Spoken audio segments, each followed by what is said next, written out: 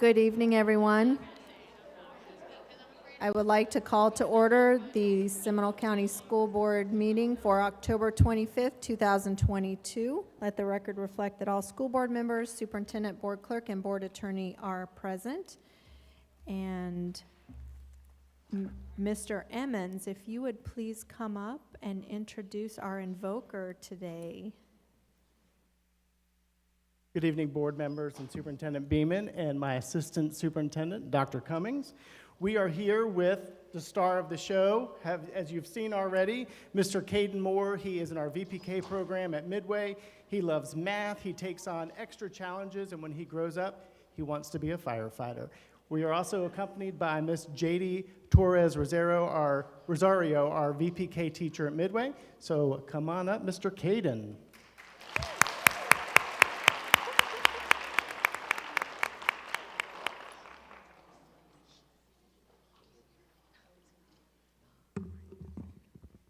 I pledge allegiance to the flag of the United States of America and to the republic for which it stands, one nation, under God, indivisible, with liberty and justice for all.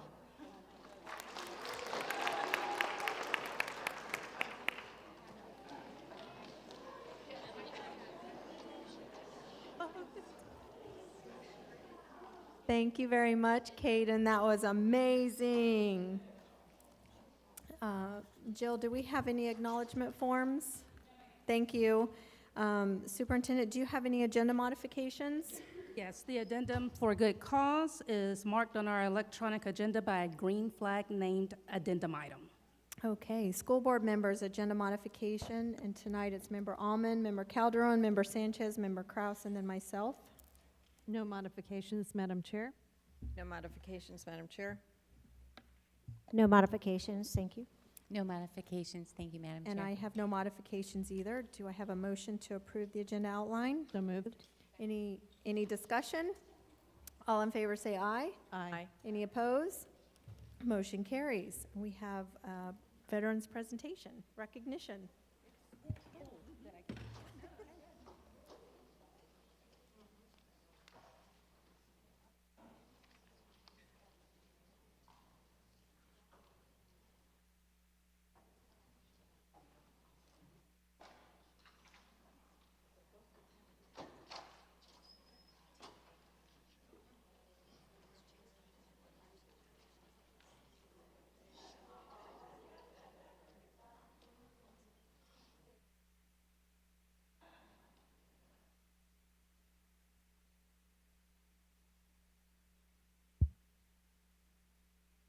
Test, test, test. All right. It is my honor to recognize the Veteran of the Month, Timothy or Tim Tucker.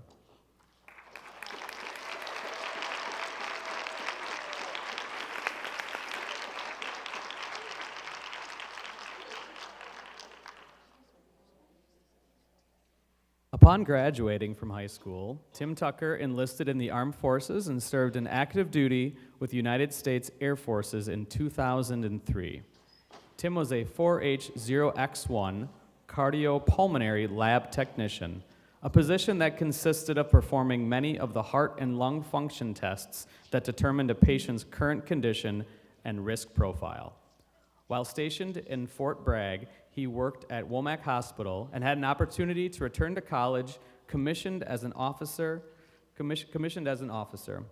Tim attended the University of Florida and joined the Reserved Officers Training Program and pursued a career as a nurse. During this time, he became passionate about the value of mental health services and social justice, which led to a career change. After being honorably discharged, Tim continued his academic studies at Florida Atlantic University, where he graduated with his master's in social work. Reflecting on his decision to enlist in the armed forces as a young black man and the opportunities that it provided, he saw purpose in working with children and youth from vulnerable populations. Tim began teaching engineering through Project Lead the Way with Orange County Public Schools and then brought his expertise and experience and service to Seminole County Public Schools as a school social worker. He provides mental health counseling, intervention support, and mentorship to the students and families of Seminole High School, with the goal of removing barriers to help them achieve their academic goals. His knowledge and experience in the United States military has helped in guiding young minds and creating opportunities. Tim is now studying to become a licensed clinical social worker, which will bring a higher standard of mental health therapy to those he supports. He also recognizes the need for stable housing as a foundational requirement for a better quality of life, and works at Rescue Outreach Mission in Sanford, assisting those that are homeless and most in need, many of whom are veterans of our armed forces. Tim is honored to be recognized as the Seminole County Public Schools Veteran of the Month and will continue serving the students, families, and the community of Seminole County. Mr. Tim Tucker.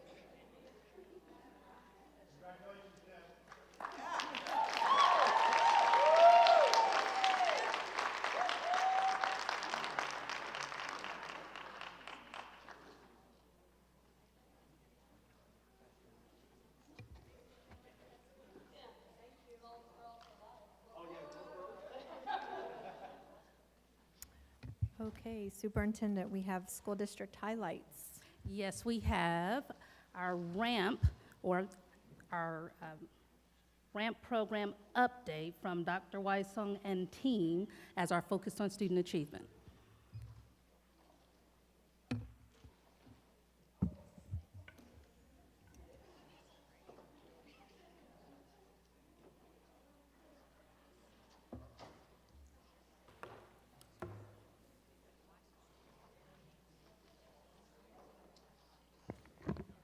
Good evening, Superintendent Beeman, Chair Pennick, board members. We are excited to talk with you tonight and provide you with an update on our math acceleration efforts. I'm going to lead things off and kind of provide an overview, and then Mr. Jensen is going to share some data with you, and then Mrs. Spradling will wrap up and talk about support for students and families. So as you'll recall, we started the math acceleration conversation last April, I think at the April 5th board meeting, where we unveiled our new approach to math acceleration. And we knew at that point, launching this initiative, that this was going to be exciting but also challenging. And we told you that there would be updates along the way, and so we've reached a point where we can share some data and some lessons learned and talk about next steps. So that's really what we'll be doing this evening. Just as a reminder, the context of the instructional environment that we're in, we have lots of new things happening in the 22-23 school year. Certainly we've got the full implementation of Florida's best standards or benchmarks for excellent student thinking, specifically a K through 12 math implementation that includes 7 new mathematical thinking and reasoning standards that are universal across a student's 13-year journey to a high school diploma, and the opportunities that those common standards create for continuity in math teaching and learning. We've also got all new state course codes in math, a different progression framework, and as you're well aware, new instructional materials that teachers are implementing. And so along with new standards and materials, you also have to completely rebuild the district's course frameworks and progression documents. So a lot of change this year in both ELA and math, but especially in math instruction.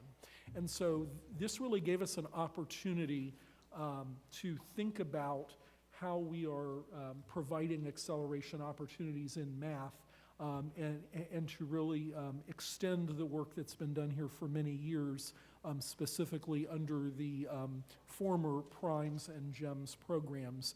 And with the new standards and the new approach to math instruction, we really felt like a relaunch and a rebrand was necessary. So just as a reminder, our goal is always to allow as many students as possible to access additional accelerated math coursework. And in many districts, this is a selective opportunity. It's available at a handful of schools as opposed to all schools. And so we wanted to be sure that we maintained that commitment to wide access to accelerated mathematics. We also wanted to build a framework that really allowed for both on and off ramps at multiple grade levels. And I think in our prior Primes initiative, there was sometimes a perception that by jumping on the acceleration pathway, you were making a 7 or 8 year commitment all the way through Calculus BC. And I think the model that Mrs. Spradling and the DTL team in consultation with the assistant superintendents and the principals have designed really does present viable on and off ramps, for students and families as they make those decisions related to, approaching college and career readiness. So both on and off ramps were part of the building of the progression. And again, the critical nature and the connecting nature of the mathematical thinking and reasoning standards, to ensure that as students progress through math, there is that commonality of instruction. So those are kind of the program goals that really led to this new launch.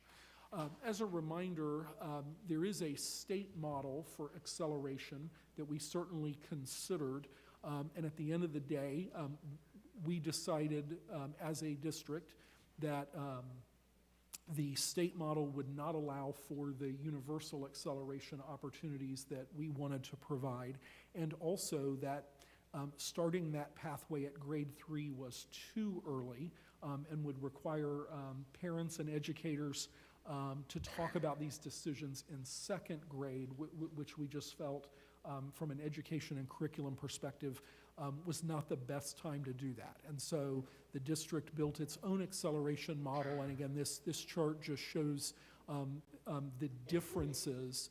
And I think the key piece is that we end up in the same place, and that is the opportunity for 7th graders to take Algebra 1 and 8th graders to take geometry if they want to do that.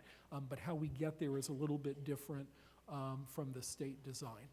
So just drilling into the 3 key accelerated courses, again, Ramp 4 is aligned for assessment purposes to the 4th grade FAST assessment, but we are teaching all of grade 4 and part of grade 5. Then moving forward, our Ramp 5 students are actually fully taking the 6th grade middle school course and curriculum and standards. And that's really the big shift for us, is that we're teaching a full middle school course to those elementary students. That's been a shift both for faculty and students and families, because there are differences in the curriculum, there are differences in the materials, there are differences in grading practices. And so all of that is a shift for us. But that gets us, again, on a very smooth gradient up to the 7th grade accelerated course, where we're covering part of the 7th grade, the key pieces along with all of pre-algebra so that those students are fully ready for Algebra 1 in grade 8. So again, just a different way of getting there. In terms of the 22-23 implementation, we're pleased with the enrollment that we're seeing, and again, we're gonna share some data with you from a couple of check-in points in the first quarter. But the key is that we've built a framework and deployed it, and we know that there will be opportunities to improve it. And so we are actively gathering that feedback. All of our teachers of RAMP, and really all of our instructors with our frameworks, have an opportunity to give us feedback in real time on those frameworks. And the Department of Teaching and Learning team is reviewing those feedback forms daily. And in cases where there are immediate improvements that can be made, we're updating the frameworks in real time. Certainly, larger changes will be held back for 23-24, but where we can make little adjustments, those are happening immediately, which is an incredible benefit, for our teachers and families. Additionally, focus groups are being constantly conducted with these teachers, and where we have opportunities to influence the later units in the year, that work is happening. Certainly, we're visiting a lot of RAMP classrooms. The three of us were with 2 more RAMP teachers this morning, and I know the superintendent was at a different school going through those RAMP classrooms. So this is a high priority at both elementary and middle to observe instruction and to inform the work that's happening. And so again, there's a real focus on continuous improvement here, and we'll continue to make both short and long-term adjustments. So with all of that in mind, Mr. Jensen's going to walk you through 2 or 3 data points that we can share from the first 9 weeks. So at this point in the school year, we've now collected several different data points from several different progress monitors that really gives us a nice portrait of how our students in these accelerated math programs are doing. And that's something that our assessment and accountability team, working with teaching and learning and Dr. Weissong, we're paying a lot of attention to this year to make sure our accelerated students are being successful in their accelerated math pathway. And the first data point that I want to share with you is the Progress Monitor 1 data. This is from the first FAST, or Florida Assessment of Student Thinking Administration. To provide some context before we show you the data, the PM1, or the first Progress Monitor, is that first new state assessment. And it's a computer adaptive assessment that students in grades 3 through 10 are taking, or 3 through 8 in traditional math. And the computer adaptive nature of it means that if a student gets a question correct, they get a slightly harder question. If a student gets a question incorrect, they get a slightly easier question. So it can triangulate kind of the level that student's at now. And it's also an assessment of the entire year's worth of course material. And so when you see the Progress Monitoring 1 data, it may look alarming, like our students aren't being successful, but you have to realize this is where students are at, having not yet learned the material for the grade level they're currently enrolled in. And so this is them being tested on their end of course expectations. And so even students who performed very well on the Progress 1 administration might only be a level 1 or level 2 on that first progress monitor, and then we'd expect to see significant growth on the second, and then proficiency definitely by the third assessment of the year. And so, and of course our teachers use these for their planning to customize instruction in their classroom and to make instructional decisions about what skills their students need in the classroom. And so we'll start by looking at our RAMP 4 data. This shows you on the top bar our RAMP 4 cohort, and at the bottom bar is the math grade 4 cohort. So our students in the traditional 4th grade math course. And you can see our RAMP 4 students are being very successful. Again, this is the end of the year course expectations. So by this measure, 54% of those students have already demonstrated proficiency in those 4th grade course expectations to some degree. And even though that math grade 4 number of 81% level 1 looks alarming, you have to remember that even if you scored at the 70th percentile, like if you took all the students in the state, if you scored in the 70th percentile, you were still marked as a level 1 on this exam. And so students who performed very well still, are falling into that level 1 bucket on this first progress monitor, and we would expect those students to be very successful as they continue in either the Math Grade 4 course or the RAMP course. So we'll continue to look at this data as we go to make sure all of these students are being successful. Looking at RAMP Grade 5, and this was the data we were most interested in seeing because these are students who are taking the 6th grade assessment, so 6th grade math assessment. The top bar is your RAMP 5 students. The middle bar is your Math 6 accelerated students. So these are your students currently in middle school taking the accelerated 6th grade math course. And your bottom bar is students who are taking your standard 6th grade math course in middle school. And one of the interesting things about this is that our RAMP 5 students, despite not having had 5th grade math, right, they kind of got some of those as part of their 4th grade primes course and then moved straight into a full 6th grade math course. They're still being incredibly successful on those 6th grade math standards, even surpassing our accelerated 6th grade math students who have taken 5th grade math. And so I think that's really indicative of the talent of those accelerated math students, but also the skill of their teachers and them working through this early part of the year's curriculum. And then we also have students who are in the 7th Accelerated for 6th Graders course. So that top bar are 6th graders who took the previous 2 years probably the primes course. Most of them probably took primes in elementary school, and now they're in 7th grade math in 6th grade. And then the middle bar is that 7th grade accelerated cohort who are 7th graders taking 7th grade accelerated. And then the bottom bar is 7th graders who are taking the 7th grade standard math course. And again, you can see our 6th graders who are taking that Math 7 accelerated are being very successful to this point on the skills within that course. And so we were incredibly optimistic when we saw this data, and we think it's indicative that these students were ready to take an accelerated math course to start this year. The next piece of data I want to show you is from the district designed benchmark assessments. And so these are designed by Seminole County Public Schools. They're written by our assessment and accountability department, working with teachers and curriculum specialists, and they're aligned to our kind of benchmark expectations, our test item specifications that the state publishes. And these really inform the teacher on those acquisitions of benchmarks. And this is new to the elementary environment because we've traditionally done these in middle school and high school. But now with our 5th grade RAMP course taking a 6th grade class, we wanted them to take that 6th grade benchmark assessment as well. And so your left table shows you your RAMP 5 students compared to their 6th grade peers. And the right table shows you 7th accelerated students compared to their 7th grade peers. And again, our RAMP courses and our 7 accelerated for 6th grade course, the students have performed very well. Again, I want to kind of provide some context. Like a 58% is not an F, because this is, again, aligned to those end of course expectations. Like when a student takes their end of year test, a 90 isn't an A or a 5, an 80 isn't a B or a 4. It's, there's much larger bands for you know, a level 5, a level 4. And so we're very pleased at the high performance of our accelerated math students on both the 6th and 7th grade benchmark assessments. We also want to make sure in addition to kind of our test scores, we wanted to make sure that our students were being successful as far as homework, in-class assessments, grades within the course, and just their academic progress within each course.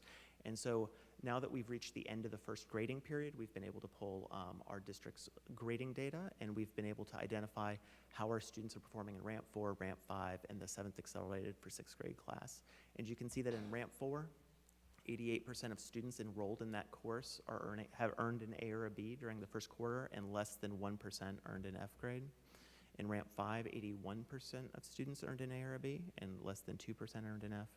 And in 7th accelerated, we had 86% of our students earn an A and B, and again, less than 2% of students earn an F grade. And so our students have demonstrated proficiency on the standards as identified by our benchmark assessments and by the first progress monitor on FAST, and they've also demonstrated some great success with their grading practices. But you know, whenever a student or a teacher is enrolled in one of these accelerated courses or is teaching an accelerated course for the first time, there's absolutely kind of a learning curve that goes with it. When you first take an AP class in high school, or you first take your first acceleration class, like you begin to stretch yourself, which is really good for our students who are looking for academic challenge. But when you kind of first encounter those concepts that provide you with some challenge, it can be a struggle, it can be difficult, especially at an early age. And so I'm going to pass it over to Ms. Bradling, who's our K-12 math coordinator, to talk about kind of some of those issues students might be facing, and also ways we can support them through that challenge. I'm going to jump in as I pass the clicker here. Just two additional points for Mr. Jensen's data. The first is that our schools are acting on this data. And I want to thank Dr. Gooch, Dr. Cummings, Mr. Senko, because as our principals have looked at data, they have made adjustments. And so we've had cases where students who were sitting in the standard course were performing well, and maybe because of a parent inquiry or a teacher conference or whatever, there was maybe we really should be in ramp, and our principals have been making those moves, even at two schools where an additional section had to be built, which required some schedule adjustments. And it's very easy to say, no, the year has started, it's too late to do that. But our assistant superintendents and principals have stepped up to make sure that students are in the right place, and that's included conversations, with an occasional family where the student is feeling overwhelmed and the data is suggesting that maybe it would be better to step back to the other course, and those adjustments have been made as well. And so I think that that use of the data and always doing what's right for students is commendable. I appreciate my colleagues for doing that. The second piece is in that grading data. Obviously, part of the challenge of this, particularly for fifth graders who are taking a full middle school course at a middle school pace with different grading practices, is some of our students are taking their first B, and they're taking it earlier, but again, they're in an advanced accelerated pathway. And so part of that is just that communication of understanding that the expectations are higher, but that the perseverance that's being built is going to be a long-term payoff for those who do want to go all the way through the Calc BC and maybe beyond that. So as Mr. Jensen said, this idea of productive struggle is common to mathematics, right? And it's really that perseverance piece through doing real mathematics that is problem solving. And productive struggle is how we create problem solvers in mathematics, right? And not just kind of rote calculators, basically. So I have a quote on the screen from Renaissance Learning, who we know very well, as we work with them. And it reads, "Mathematics is not solely about getting the right answers, it's about the process as well. Productive struggle is developing strong habits of mind, such as perseverance and thinking flexibly, instead of simply seeking the correct solution." So as Mr. Jensen said, the challenges this year have been some of the first Bs, like Dr. Wysong said, and it's really getting families and students and teachers to realize that it's okay because you've now accelerated, you're taking a 6th grade course in 5th grade, right? So productive struggle is really important to mathematics, and it's important for a few reasons. It really develops that growth mindset for students to where if they get the wrong answer, they can kind of learn through it, right? And they can build up that stamina in mathematics that's really important, especially as they get into advanced mathematics topics where math isn't going to be as quick, it's going to be much more complex. Right. It also helps students delve into problems in diverse ways, and it emphasizes that students can learn from one another. They don't always have to learn from their teacher, right? That they can have other resources, and that allows them to do that. And that's done often through discourse, which leads to the next one. They learn from their classmates, and through that, they identify more efficient strategies that are going to become very useful to them as they get into advanced topics. And then finally, it really emphasizes that math is about comprehension.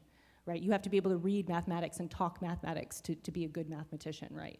Or to be a more efficient mathematician, I should say. So productive struggle is something that teachers are very familiar with, and our students become very familiar with it as they enter especially accelerated pathways. So, yeah. All right, we do have quite a few celebrations. I think you've seen that the data looks incredible. I think our students are doing wonderfully this year. As Dr. Weissong said, the number of students in Ramp 4 is similar to what we had enrolled in Primes 4, but continues to grow, because I think we're finding, again, the emphasis of on and off ramps, that students have choices. We don't have to lock them in, and they can find a right pathway for their goals and needs. Nearly 1/3 of our students in 5th grade are taking 6th grade math, right? So that's maximizing all those pathways that they can have once they get into middle and high school. So I think that's something really to celebrate. Our teachers have been phenomenal. They have jumped in, they are going to extra planning, they are collaborating, they are meeting outside of DTL to plan. It is wonderful. They're getting to learn the content expectations of BEST, as well as those kind of instructional expectations of the mathematical thinking and reasoning standards. And I think it's really great to see. And then, of course, as you saw it with the data, we have 54% of our Ramp 4, 43% of our Ramp 5, and 64% of our 7th grade accelerated for 6th graders have already demonstrated grade level proficiency as measured by FAST PM1. So a lot to celebrate, and we hope that this will continue throughout the year. So, for helping parents, right, if you have a child at home that is developing that is reckoning with productive struggle for the first time, right, what can parents be doing to support their child as they now have entered an accelerated pathway? And the first and foremost, most important thing to do is for parents to be in regular communication with their child's teacher.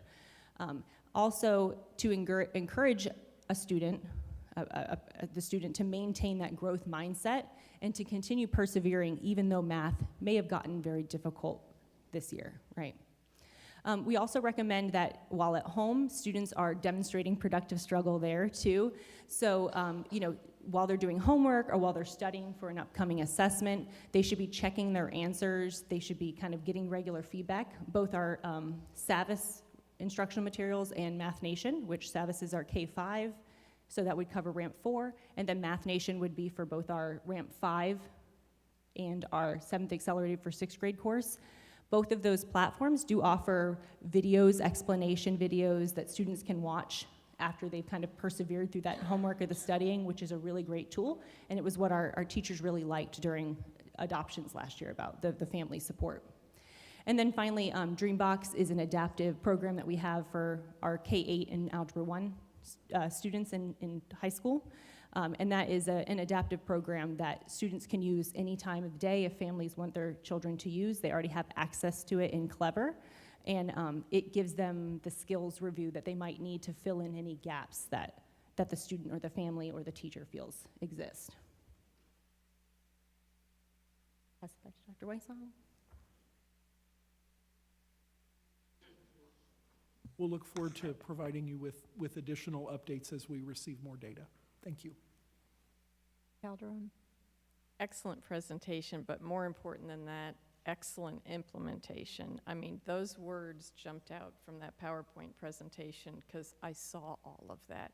And board members, if you haven't had the chance to visit some RAMP classes, I mean, it's phenomenal. I had elementary school kids teaching math concepts to a grown-up that they didn't know when I walked in the room, because there was as much excitement finally with math as there is in doing science experiments, right? The kids were engaged, they were moving through the rooms, they were explaining processes to each other. Everyone, felt good about their struggles, but they all came up with correct solutions. I was just so proud of them. I would have thought I was in a middle school. But secondarily to that, I don't know enough about our testing. Are we able as teachers to know what answers were either correct or wrong? And I say this because there's probably chunks of mathematical pieces that are consistent in our lower level learners or even our accelerated learners, that if we could bring that down to the pre-K level. We saw a great pre-K student today. I'm sure he's already on Ramp 5 in first grade, but to that end, if we could coach our younger grade teachers in this is what we see most often our kiddos are struggling with, whether they're in the standard level or whether they're in the accelerated level, I would think that would be helpful. And I love how we're individualizing instruction per student, but I didn't know if we could see enough of the questions and answers to develop trends. Sure. with our benchmark assessments, those are created by SCPS, and teachers do have access to the raw data. They use our EdInsight platform, and they see the distribution of how students answered. So not only can they see how students are answering correctly, they can see what common wrong answers are being selected, and that obviously helps guide instruction for next steps to address those misconceptions. In the FAST portal, teachers are given some data so far, and we hope it'll be even more thorough with PM2 of at the benchmark level. And so it kind of tells them if their students, each individual student is kind of on the way or there or not there with each, and that goes down to the benchmark level. Not to the item level, of course, from FAST, but to the benchmark level. And from a I think systems my perspective, I'm sorry. concern is more for the younger grade teachers that, you know, maybe at the end of this year, somebody at district or somewhere could bundle it together to say, we need to spend more time in first grade with these concepts or second grade, so we'll have 100% of our kids on the on-ramp. Yeah, from a systems perspective, one of the great things Tiffany and her team does is they work with Kelly Thompson and Assessment Accountability. They go through those item analyses for the tests, and we use that data to make sure that all our benchmark coverage in each grade level is strong, that we're scaffolding concepts correctly grade level to grade level, and then especially as we have new curriculum, new standards, making sure that we're not missing any critical skills along the way. And so that's something that Tiffany and her team are constantly involved in. And it's also part of that frameworks continuous feedback we do with teachers too, where teachers notice that a skill is being taught, and we've received several comments like this from teachers already this year, like we went to teach the skill and we noticed this particular element of it that students were struggling with. We usually reach out to the teacher and then we notate that so we can work on that as part of our kind of frameworks revision process. And just to add, I think a future application of that, again, will center around the MTRs, the thinking and reasoning standards, and I think it's an opportunity for us to build on the student-led conferencing piece that Dr. Griffin and Dr. Cody really championed when they were here, and the notion of being able as a student over time to talk about how you're growing in those 7 areas. And that's the that type of feedback then I think can inform how we build activities in the younger grade levels. It also provides the opportunity for teachers to really actively process with their students about productive struggle and about some of the metacognitive skills that they're building that will strengthen their math down the road, even though they may not see the connections yet as learners. Excellent job. I love the fact that the student-led conferencing is back. It's something I was just getting ready to say when you were saying that. The fact that they're taking accountability and ownership and seeing where maybe their areas of weaknesses and strengths are and how they can adapt and help others is amazing. Love the fact that the benefit of immediate feedback and chunking the work together. Super happy Go Math is gone. Something that the fact that the teachers are able to work with the students and individualize and get their strengths and weaknesses, and then be able to go back into Dreambox and work with any of those skills is a huge benefit. So thank you so much, and to all the teachers out there for everything that they're doing as well. And likewise, Vice Chair, we're seeing very high fidelity to the new math materials. And again, that's a testament to the principals last year working on a surplus process to get the old, now unaligned materials out, and for our teachers really diving in and leaving the old stuff behind. What we're seeing when we're going out is that students are really interacting with those texts, and they are well aligned to the benchmarks, and so we think that will come out in the summative test scores. Fabulous. Thank you. I appreciate that you give the students the permission to struggle, because I think it builds their confidence and gives them an opportunity to grow at their own pace and know that it's okay to make a mistake, and I think it makes them more confident in the end. So thank you. Thank you very much. All right, board members, items for discussion. Member Almond, do you have anything? Member Calderon? Not at this time, thank you. Member Sanchez? No. Member Kraus? No comments, thank you. And I have nothing as well, so it is public comment time. Member Sanchez? Policy 0169.1, public participation in board meetings. The purpose of public participation segments of the board meeting is to allow the public to address matters within the board's jurisdiction and not for resolving individual grievances or disputes.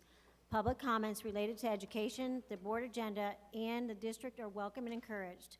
To maintain orderly conduct, the public comment segment of the meeting may not be used as open forums to discuss matters unrelated to education, to support or oppose candidates for public office, including presentation of political and/or campaign issues, announcing candidacy or campaigning, or to engage in commercial speech attempting to sell a service or product to the board or to the public. Nor are they forums to address matters involving disciplinary actions of any kind, pending claims, complaints, or litigation against the district or district personnel. Also, public comment segments are not forums to engage in personal attacks against school system employees or board members. Statements regarding agenda items may be made by a member of the public shall be limited to 3 minutes duration. One designated group representative speaking on a proposition before the board will be allowed to have a maximum of 6 minutes. If a speaker goes off topic from the specified agenda item, the presiding officer or a parliamentarian may interrupt the speaker to ensure the meeting continues in an orderly manner. Statements regarding non-agenda items made by a member of the public shall be limited to 2 minutes duration and shall occur after the board concludes its business agenda. No speaker may yield his or her time to any other person. Substitutions of speakers will not be allowed except in exceptional circumstances as determined by the presiding officer. Speakers shall direct their comments only to the board and may not address the audience or other speakers. Each speaker has completed the request to address the school board form as required by policy, shall introduce themselves, give the city of the residence, identify the matter to be addressed. Attendees must register their intention to participate in any public portions of the meeting prior to the state of the public participation segment for the agenda items. Once the public participation segment for the meeting for the agenda items commences, no additional speaker forms for either public participation segments will be accepted by the board clerk. This policy does not prohibit the board from maintaining orderly conduct or proper decorum in a public meeting. Thank you. Okay, our first speaker is Nina Sandberg, followed by Sandra Stenoff.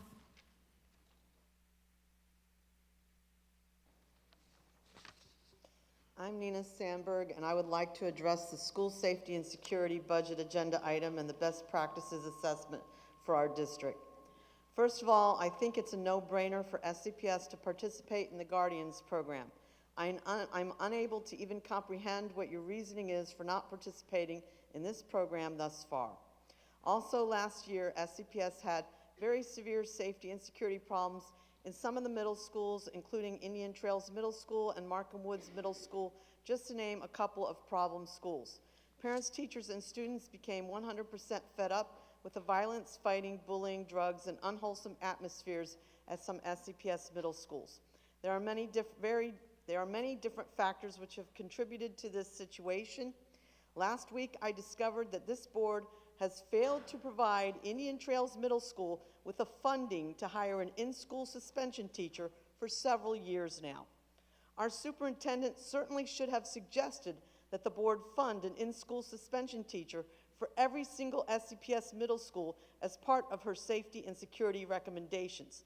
This is standard, proper middle school management. These schools have thousands of students in them, and you have not even bothered to provide in-school suspension classrooms for your middle schools. It is outrageous. I do not believe in using out-of-school suspensions except in extreme cases and for extreme offenses. The kids need to be in school and need to be participating academically. One of the basic management items that you must have in a middle school is an in-school suspension classroom. I volunteered to be a middle school in-school suspension teacher at one of the SCPS middle schools for full pay, of course, if you cannot find enough teachers for this task. However, it appears that you have not even provided the funding for these schools to post a help wanted posting for the in-school suspension teacher position. You have teachers quitting over your failure to handle discipline appropriately now. They are not just quitting over money, they are getting fed up with their working conditions. I was shocked to find out last week that you have not even bothered to fund in-school suspension teachers for our middle schools. This is outrageous, You must fix this immediately.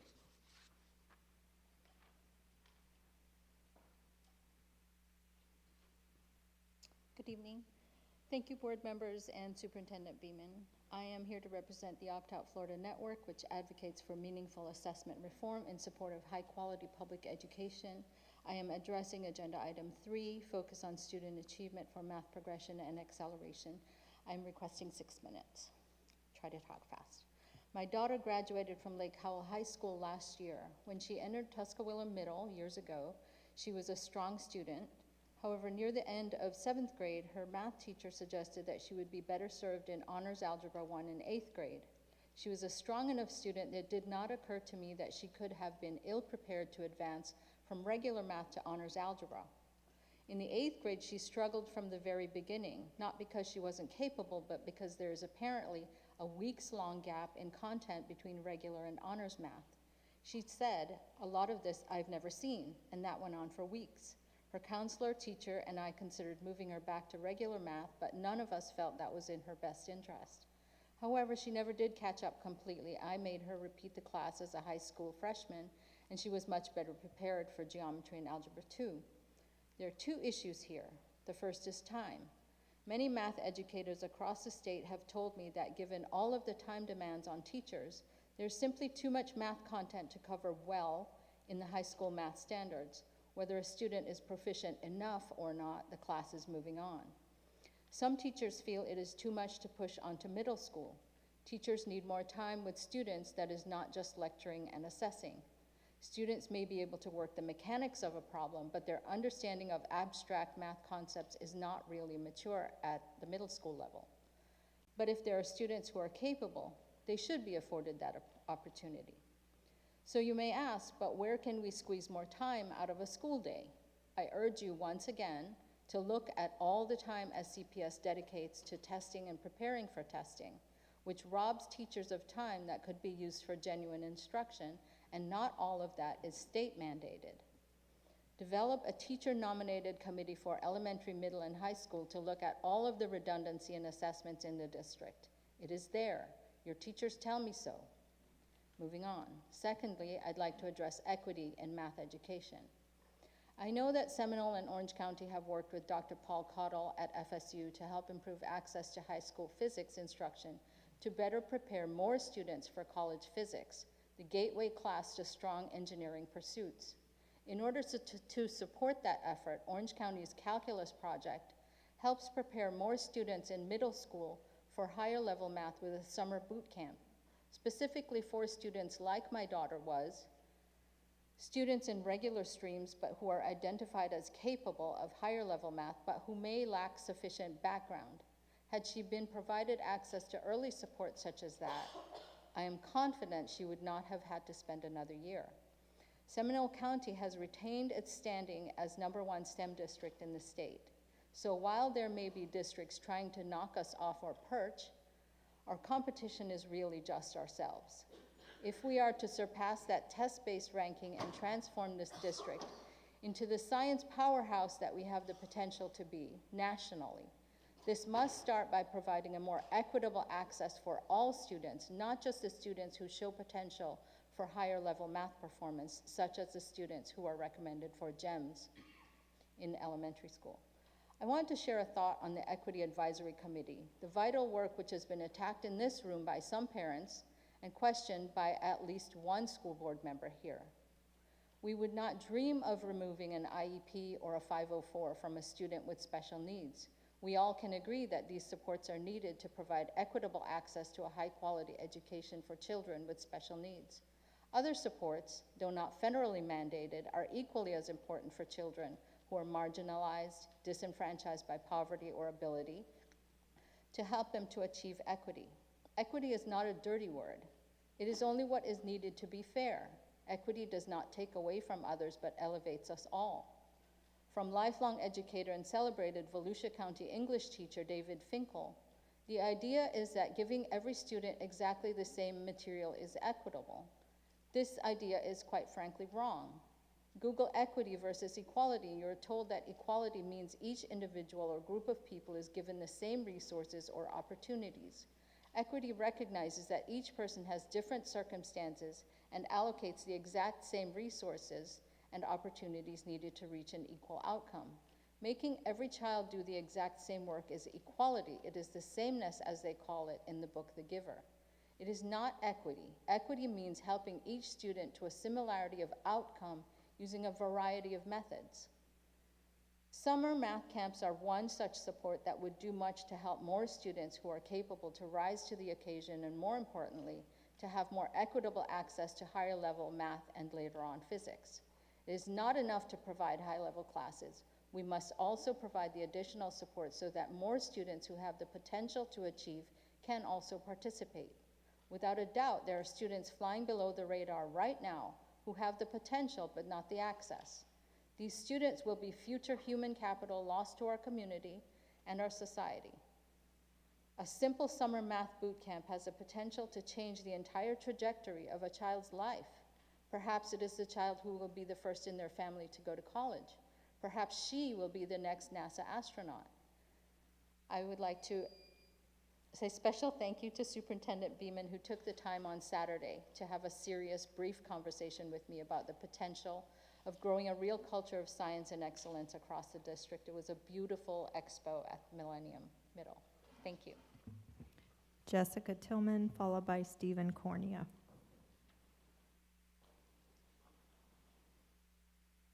Good evening. My name is Jessica Tillman. I'm representing Moms for Liberty, Seminole County.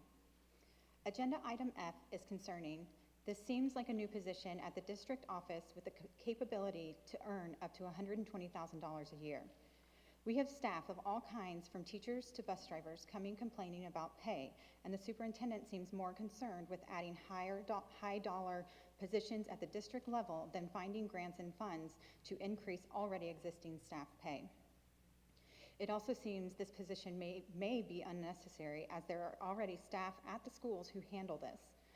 The way it is listed on the agenda seems like it is just a change in an existing job description, but I tried to find an existing position and it appears there isn't one. So it's not very transparent that this is a new position or an existing one. Item 10C had great suggestions on measures that are being taken to keep students and staff safe. I'm disappointed to see the Guardian program is not on this list. The Guardian program is in 46 out of 67 counties, but not here. St. John's, Orange, Osceola, Volusia, Brevard, Lake, Polk, Pasco, and Pinellas, to name a few, do have this program in place. All of these counties that are surrounding us have this program, and somehow Seminole County doesn't think it's necessary. It's also disappointing to hear middle schools do not have ISS teachers. It was mentioned last meeting there are more out-of-school suspensions in middle school than in high school. Why isn't the superintendent recommending ISS teachers for middle schools? Item 11C is approval of the health education curriculum. Again, this curriculum speaks to reproductive health, as does the state statute. So again, why did the board approve reproductive health being changed to human sexuality? It seems that this policy needs to be discussed and return the policy to teach reproductive health. Thank you.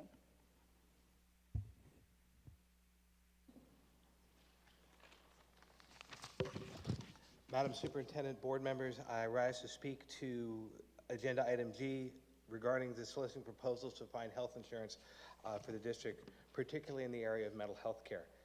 From the Florida Department of Education webpage, the mental health of Florida students and families is a top priority of the Florida Department of Education. You will notice one category substantially missing from that, and that is teachers. According to a 2021 study on the state of U.S. teachers by the RAND Corporation, 75% of teachers experience job-related stress compared to 40% of other working adults. Over the last 3 years, the burnout rate of teachers rose from 25% to 57%. 27% of teachers report suffering from depression as compared to only 10% of other adults. That's 275% more than other adults in the workforce. In a separate survey, nearly 80% of teachers reported that their mental health was worse compared to last year. Despite all this, despite these rampant problems with teachers suffering from mental health care, only 6% reported receiving counseling support, and only 22% reported receiving emotional support for these issues. Looking at the current health care plan in Seminole County, our EAP plan, which is supposed to provide access to counseling, provides only 3 visits. 3 visits with a counselor per year. After that, students on the Seminole County health care plan, the one provided at no cost to teachers, teachers are required to pay the negotiated rate, which can be upwards of $100 per visit until they reach their deductible of $1,750. After that, it is still a 20% copay. By contrast, in Orange County, which has the same healthcare provider that we do, the same manager, Cigna, teacher mental health care plan, their first 5 visits are no charge. Visits 6 through 10 are a $10 copay, and visits 11 through 20 are a $20 copay. By my quick math, that means a teacher in Orange County can visit a mental health professional 20 times for a total out-of-pocket cost of $260 as compared to over $1,700 here in Seminole County. Seminole County takes great pride in being an A-rated school district. The employees of Seminole County Public Schools deserve access to an A-rated system of mental health care. When soliciting a request for proposals for health care, please, I ask you, I beg you, to require any proposals submitted to have a mental health care plan similar to what Orange County provides. Your teachers in this A-rated school district deserve it. Thank you. Order, please. That concludes agenda public comment. Superintendent, do you have a recommendation for the consent agenda? Yes, that the consent agenda be approved as presented. Motion to approve. Second. Any discussion? All in favor say aye. Aye. Aye. Any opposed? Motion carries. Superintendent, do you have a recommendation on student discipline hearings? Yes, that the school board of Seminole County approve the student disciplinary recommendations from October 10, 2022. A motion? So moved. Second. Any discussion? All in favor say aye. Aye. Aye. Any opposed? Motion carries. Superintendent, we have new business. You have a recommendation regarding curriculum?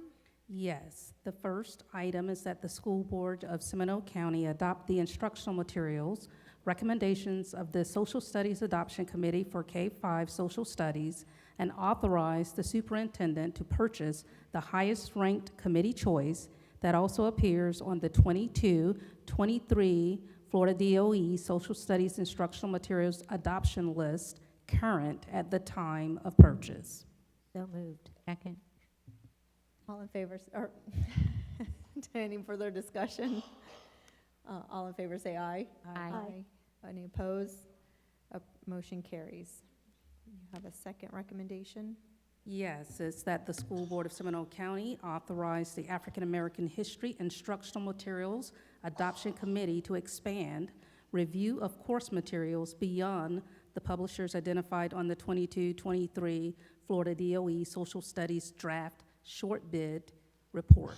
So moved. Second. Any discussion? I just want to provide clarification for anyone listening to this. This is authorization to just expand the search and look for materials and not make the purchase at this time, but to look. So, all in favor say aye. Aye. Aye. Any opposed? Motion carries. And one more. One more, that the school board of Seminole County accept the recommendation of the school safety specialist and authorizes the required submission of the information required by Florida Statute 1006.07, subsection 6, to the Office of Safe Schools. So moved. Second. Any discussion? All in I think favor? someone wants to discuss Oh, it though yes. before we vote. I apologize. We have to have a presentation. Thank you. We do. Captain Fortenberry, apologize for not allowing you to make the report before the recommendation. My apologies. All yours. Can you hear me? Yes. You can. Good evening, board members, Madam Chair, and Superintendent. Today, crime creates fear that reaches every corner of our society, including our schools. No greater challenge exists today than creating a safe school or restoring schools to tranquil and safe places of learning. The challenge requires a significant strategic commitment and involves placing school safety at the top of the educational agenda. School safety is vital because children, teachers, administrators, and parents can concentrate on developing and maintain an optimal learning environment when everyone feels safe. Seminole County Sheriff's Office has been responsible for school safety for the Seminole County Public Schools for the past 7 years. Being responsible for Seminole County's most vulnerable is a tremendous honor and a responsibility we take very seriously. We have been incredibly blessed to have unwavering support from the School Board of Seminole County, the superintendent, school executives, SCPS staff, the sheriff, and other key stakeholders. The Office of School Safety will continue our mission to safeguard the safety and security of these students, staff, faculty, and property. We will also continue to ensure a highly trained and qualified workforce of school resource deputies and officers. Our schools should not resemble fortresses. We cannot barricade against all possible harm, and to try to do so is counterproductive to maintaining a healthy learning environment. Except excessive building security does not promote a sense of safety or student well-being, nor does it provide a guarantee of protection against an armed intruder. Reasonable physical security, such as locked doors, access control, and visitor check-in system must be combined with efforts to promote a favorable school climate. This includes trust among staff, students, families, where students feel connected and part of a close-knit and caring community in which they feel empowered to report any safety concerns. School community partnerships create a safe environment inside schools by creating a safe environment outside of schools. Law enforcement and community initiatives extend student safety beyond the confines of the schoolyard, effectively reducing the severity and prevalence of violence in schools. We should continuously examine whether our efforts are striving to make people safer, feel safer, or making schools safer. It's a balancing act to create a safe school and preserve the learning environment. School safety discussions require a proactive approach to solve issues, meaningful conversations with stakeholders, data analysis, research, a review of best practices and lessons learned. Continued review related to the frequency of active threat drills is still needed. While these drills and training for emergency situations is imperative, quality is more important than quantity. As students get older, less drills should be necessary, but the conversation should continue to happen discussing different scenarios. This is a concern with a number of required drills that students may experience drill fatigue and that ultimately they will not be taken seriously. It is my recommendation that the School Board of Seminole County continue our school hardening plan with emphasis placed on the fencing, cameras, single-point entries, and access control. However, funding continues to be a challenge, but we are working towards additional grants. Okay, thank you, Captain Fortenberry. It is my recommendation that the School Board of Seminole County accepts the recommendation of the school safety specialist and authorizes the required submission of the information required by Florida Statute Section 1006.07 subsection 6 to the Office of Safe Schools. So we already have a motion and a second. Any discussion or questions? Okay. I just want to thank Captain on behalf of, I think, all of us, to share our thanks to the sheriff directly for the collaboration and cooperation and having those licensed SROs or SRDs. It's quite a financial commitment, but I know from having many conversations with the sheriff, that's the direction that the professionals in law enforcement are suggesting, and we're blessed to be able to do that. Yeah, I wanted to say the same thing, and the fact that the state is looking to adopt everything that we're doing here. I know we're not perfect and there's kinks, but we are definitely way ahead of the game in so many ways. And it's to all of our fabulous faculty, as well as our SROs, police officers, captain, sheriff, and everybody that so diligently work together to make sure that we're safe. Thank you. We thank you. Captain Fortenberry. All in favor, say aye. Aye. Aye. Any opposed? Motion carries. Superintendent, do you have a report? I do. I have a number of things I want to update the board about, and I will ask Mr. Wolski to make his way to the podium to give an update on Evans Elementary. But while he's moving, I do want to thank the board for approving the job description that is an ESSER funded through 2024 that would allow for the management of the ESSER plan for summer and after-school activities. That includes some of the camps that have been discussed here tonight. So I do thank you for that. And it is not a new position that is coming from the general fund. It is coming from the funds in your plan that you approved. Mr. Wolski? Good evening, Chair Pinnock, board members, Superintendent Beeman. Just like to give a little timeline and update where we are with the Evans concretables. So mid-August 22 this school year, we started receiving several concerns regarding HVAC temperatures in the concretable classrooms, which are the classrooms outside the main building. We had ordered new HVAC units in March of 2022. So we've had a supply chain delay on those. As we headed into September, we still had temperature concerns. We're still being shared by some of our teachers. So portable AC units and dehumidifiers were installed. Towards the latter part of September, several teachers questioned the air quality in these classrooms because staff were sharing concerns, and safety is of our highest concern. The decision was made by the principal to temporarily move the classes inside the main building until additional assessments could be performed. September 26, our facility services team, we engaged with Gallagher Bassett consulting firm to determine the next steps and to conduct an assessment of the classrooms. On October 12th, our facility services team and we met with our teachers whose classrooms had been in the concretables.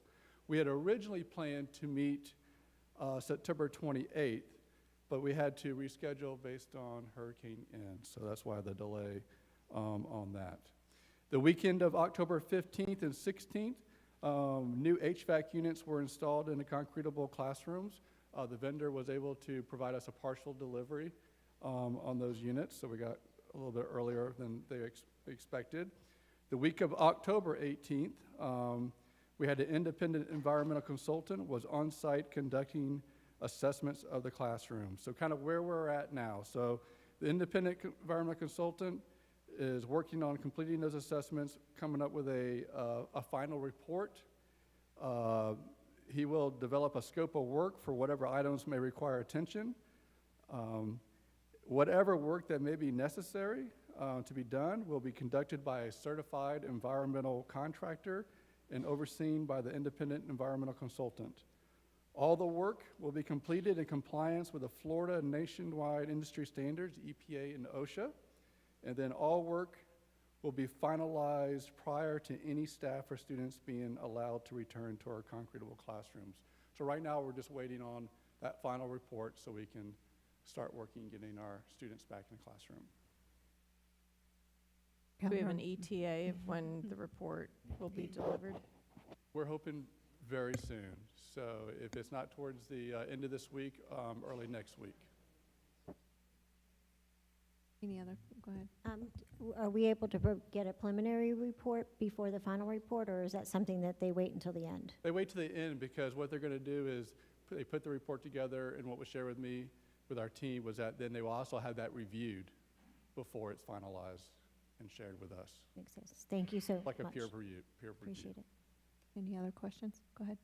Does there come a time when the expense to remediate and repair override the value of the unit, or when do we, I know we're waiting for all of the data and information, but at what point? Well, the key is the independent consultant is going to provide that scope of work of what needs to be done, in a sense of what needs to be replaced, repaired, or, well, we go from there.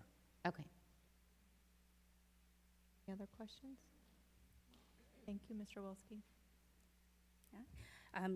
Would like to say thank you to the foundation for providing financial support for the disaster relief for employees, and also Ms. Elwood and her team. We had our first event where Seminole County Public Schools employees were able to come in to talked through a number of different things, they were provided some resources, provided some financial resources, but also information. It was wildly successful, I think, in the way that our social workers, led by our FEN team, they were able to provide the comprehensive needs assessments based on the individual employees' needs. And so I think we saw 61 employees on that day, and we have another event that's scheduled for this Thursday. We already have about 50 staff members that have been signed up, pre-registered, but we will continue to take those registrations even on the day of. So I just wanted to say thank you to the foundation for providing some of that financial support, and thank you to Ms. Elwood's team for making sure that we have those conversations with our employees to see how best we can assist. And then finally, there's a number of other things in my report that are read-only, but I became aware of something today that did not make it into the read-only that I wanted to tell you about. We're going to end on a happy. Yay. As you know, back in 2016, the school board approved the application of the XQ Institute for what became Sci-High, and we've received a number of financial awards through the foundation from XQ over the years. 2.5 back in 2019 that took us through the end of last school year. And so we've been talking a lot about sustaining the program, and today we were notified, well, I was notified that we're getting an additional $100,000 to help our efforts in making sure that we sustain our Sci-High program. So thought I'd end on a happy on something that just came in. Thank you. Okay, board committee update, Member Almond. We can't hear you. That's I okay. represented the Foundation for Seminole County Public Schools and had an opportunity to present workplace giving at Casbury Elementary. And it was a very rewarding experience, and it's great that we have the foundation to support our teachers and our students, along with what we do here as a district. The ESOL Youth Summit was unbelievable. Dr. Jose Enriquez, the founder of Latinos in Action, and then the keynote speaker, Franklin Castellanos, was an inspiration beyond words. Young man that had some tragedy in his life and doesn't let it stop him. He makes it his mission to make sure that others appreciate every single day and having their hands and feet to work with. So kudos to Minnie Cardona for bringing that to us. And then I'll leave some things for other people. Casbury Chamber has their Food and Wine Fest coming up at Lake Concord Park, November the 14th from 6 to 9. They raise funds for student scholarships and also to support the arts within the city of Casbury. And they also support Casbury Elementary and English State. So it's a great event, great community event. Thank you. That's my report. Member Calderon. We've continued our school visits, which have been phenomenal to be able to observe those ramp classes, but also Missa Mills has been out working with dividend training in many of our schools, and she's also celebrating the anniversaries of so many of our volunteers. At Pinecrest the other day with the RSVP program, seeing the grandmas there, and they just loved getting their awards, and they wouldn't want to be anywhere else other than that helping hand. So thank you to all of our volunteers, and thank you for Missa for leading the way. And she was also at a Leadership Seminole this afternoon event, reminding people about the giving tree.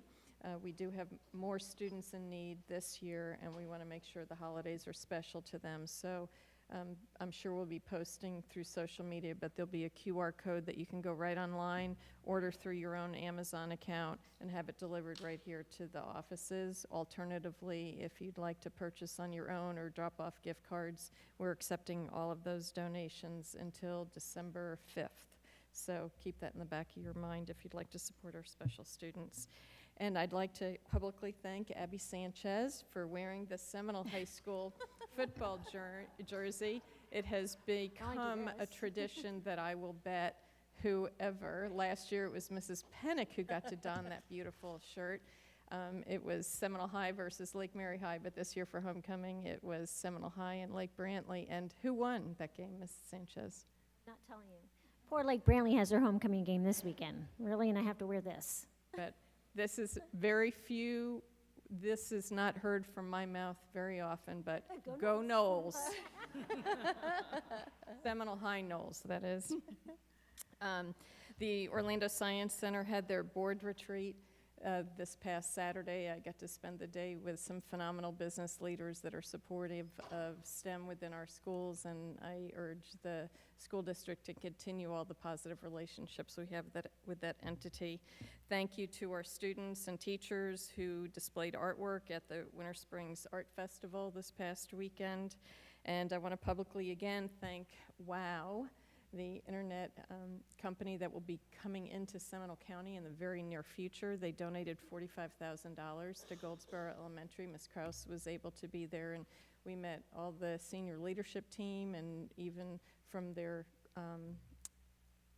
companies that work with them in Washington, D.C. came down, and they were very impressed with what our teachers and students are doing, and are also represented on our CROOMS Business Advisory Board. So they're really embracing our community, and I'm so thrilled to welcome them into the organization. Our Teacher of the Year lunches have been great, and just as we've heard through our work session and also tonight, it's so very important for us to listen to the input from our students, listen to the input from our teachers, and I'm glad to say there were some phenomenal ideas that were shared, and we're hoping to implement as fast as possible. We celebrated, I know most of us attended Lake Mary High School, the 1-year anniversary of the donations through the Bernsteins and Allie's Hope, and the students are just so very excited to lead and to work with their students to make sure it's a better place and everybody has a safe room to go to and people to listen to. And I want to thank all the social workers that are involved and everyone that collaborates for that important thing. I'll just do one more. I know there's so many others, but the PTA principal breakfast was great to, again, meet face-to-face and see the energy in the room. And thank you to all our PTA members and leaders that support our schools. It truly does take everyone in this community working together, so thank you. And I'll end on that. First, I'd like to say that the zoo will be officially opening tomorrow. So finally, the doors will open, our animals are safe. We still have a lot of cleaning up to do, however, they are making progress. As we wait for the zoo to open up, and tomorrow we still have the Zoo Boo Bash and the Asian Lantern Festival. You can hold that up with Dr. Calderon again. That is coming up, and believe it or not, we are selling out. So you need to go on to the Sanford Zoo site and purchase your tickets as soon as possible for that.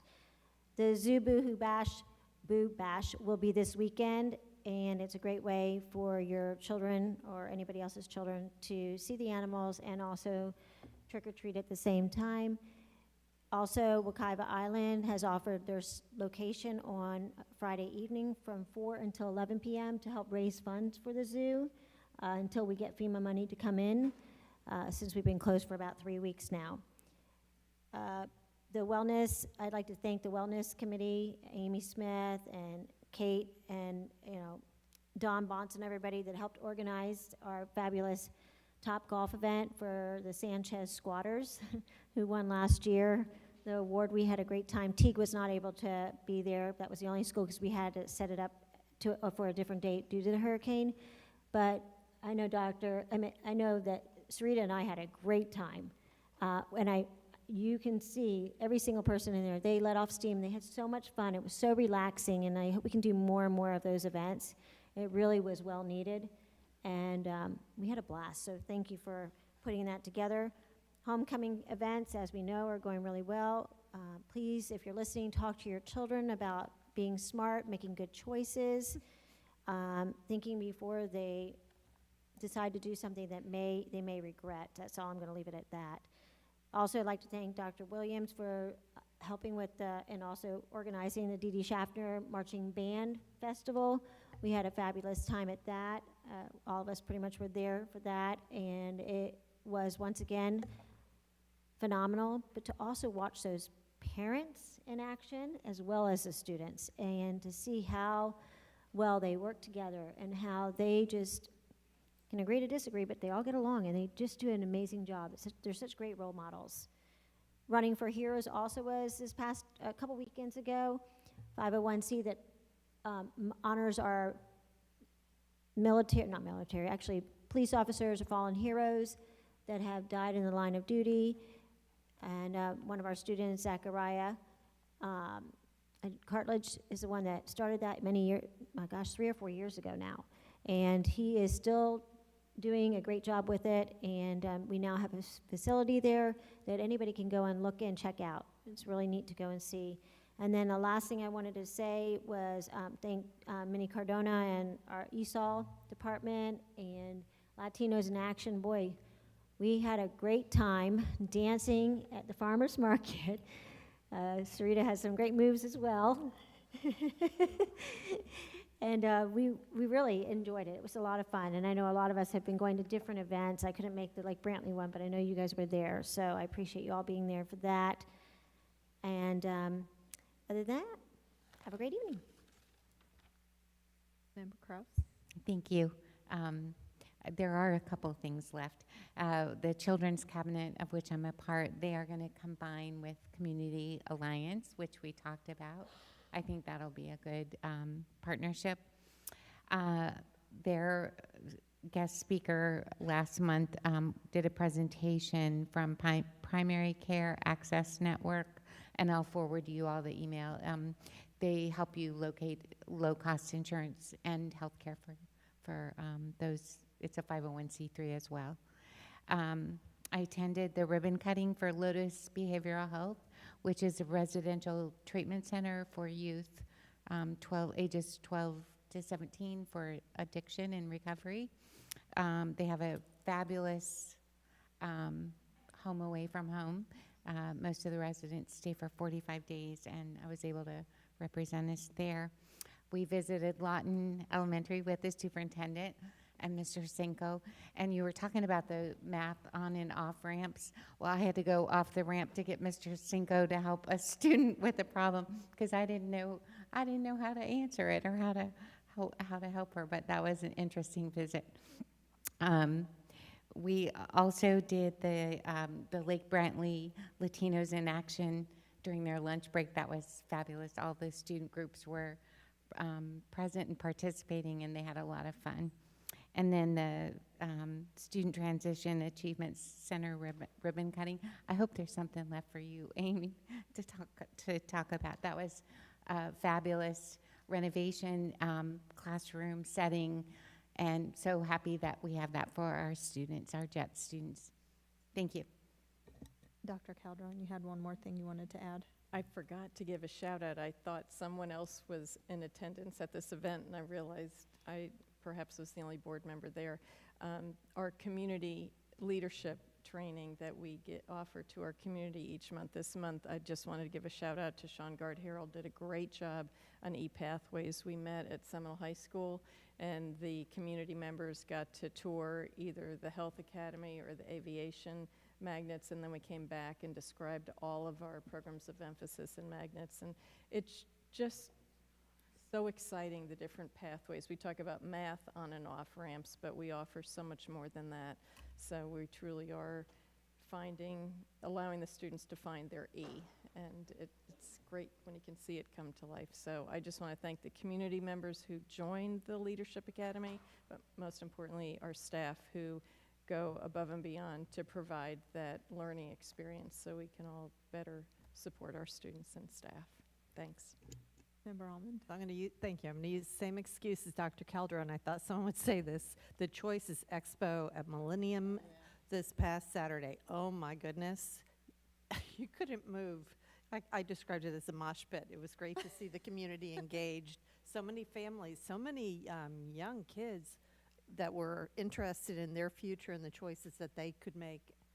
So thank you to everyone that participated. All the principals were out. A lot of parents and teachers. Thank you. A few things. I'm going to piggyback on what you said, Member Almond. The Latinos in Action Youth Summit was amazing. The young gentleman that spoke had conjunctivitis or he got a bacterial infection and lost all of his limbs. But his message, along with the other speaker who's the founder of Latinos in Action, was really about how the journey is really the biggest part of everything. It's the best part of what you do to get to the destination. And he said, sometimes I would get to the destination and I would just be like, oh, and more fun in the journey. And so listening to the math talk today and productive struggle, what we're giving these kids is those lessons in the journey so that when they get to the destination, maybe it's not such a letdown, but we're giving them the tools. And that that just really struck out to me, how those two messages kind of came together. The kids in that room, I walked around from table to table, what do you enjoy about this program? And they all said it's the community, it's the relationships, it's the family, it's the voice, it's my voice, it gives me a voice. And I think that is just wonderful to hear, that our students who come in and may not speak a full our language, English, some of them struggled when they got up and talked, but saw people from all different countries that spoke the same language, that had the same kind of background, and they became an instant family. And that is what I think is the epitome of Seminole County Public Schools. Tina and I did the Lake Mary homecoming parade. You also did the Seminole that evening, and I just have to say how awesome it is to see the spirit back in the schools, the being able to do stuff full on without restrictions. The spirit just is wonderful. The kids love it. The pep rallies are awesome to watch and see, and so awesome. I did take a trip out to Evans Elementary last Friday because I wanted to show support of the staff. And while, it is a struggle to move kids and do joint classrooms, we saw a lot of good things happening. The kids were learning. It's hard as adults when we know what needs to happen, but we have to be flexible, and we just saw it in the kids. A lot of one-on-one learning. They were happy. Yes, some were stressed out, but I think that's, happens all the time, but went out on our behalf and just sat and listened and kind of walked the classrooms. You guys have taken a lot of the stuff, but I will just say I was asked to speak at a national engineering conference on all the good things that we're doing STEM related in regards to women, female, what we're doing with all our female students, the physics classes and stuff. And so thank you, Sean Gard-Harold, for creating a presentation that I'll be able to deliver to this group on behalf of SCPS. So I'm very excited for that. That is all of board committee updates. We are on to public comment non-agenda items. First speaker is Ann O'Donnell, followed by Deborah Donahue, followed by Nina Sandberg. Good evening. My name is Ann O'Donnell of Oviedo. I'm here to recognize October as Dyslexia Awareness Month. However, it is a daily affair for our family and for 1-5 individuals. I'm the proud mom of 2 dyslexic daughters, received 60 hours of Orton Gillingham training, and earned a dyslexic certificate through the University of Florida. Dyslexia is the most common learning disability and identified as individuals struggling with word recognition, decoding, and spelling. These difficulties typically result from a deficit in the phonological component that is often unexpected compared to their intellectual abilities. Many teachers often comment that students can orally explain a concept, yet unable to write about what they just learned. They often read slower and below grade level. They simply need a new way to learn to help their processing. I've been asked what the difference is between what schools have been doing and what parents of dyslexic students have been wanting for their children. I earned my elementary education degree almost 30 years ago, and it was only until a few years ago that I realized I didn't know how to teach students to read.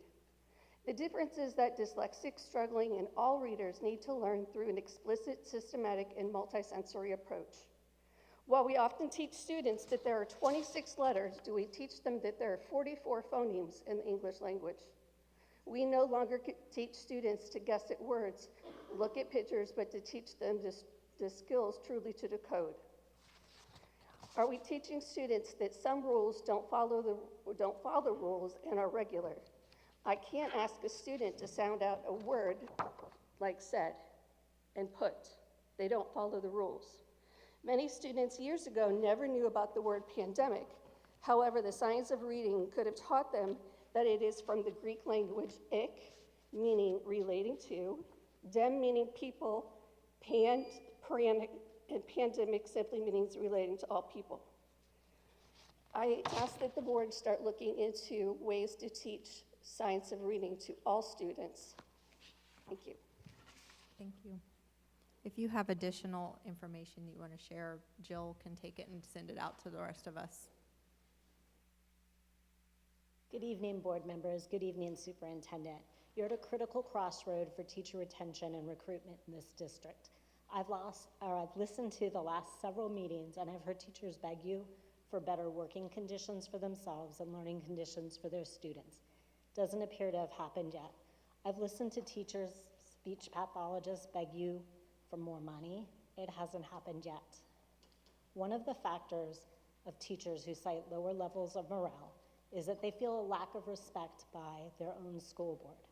Studies show that when teachers are stressed, they also report lower levels of morale. Lower levels of morale mean teachers are more likely to leave. In schools with unsupportive working conditions, teachers' perception of their own success falls from 90% to 48%. That's from Kraft and Simon, a study that was published in 2020. It's time for you to do the right thing. Your teachers deserve respect, significant raises, better working conditions for teachers, and better learning conditions for students. Thank you. Order, please. I'm Nina Sandberg, and I represent the peasants that you have told to go eat cake like you are Marie Antoinette.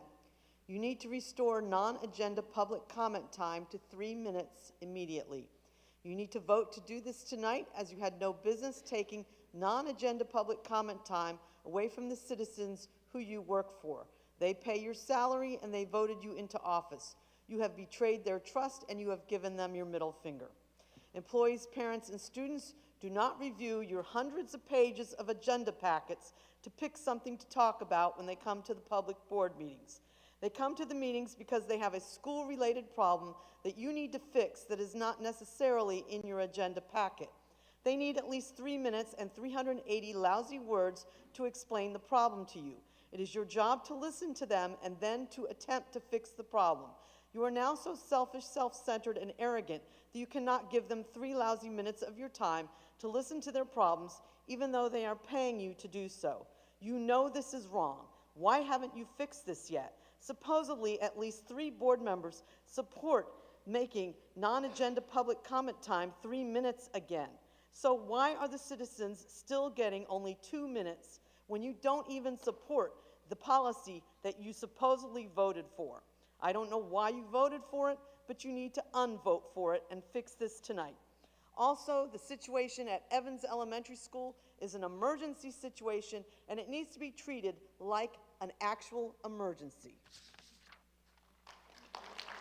Order, please. Asa Jaffer, followed by David White, followed by Raquel Molina.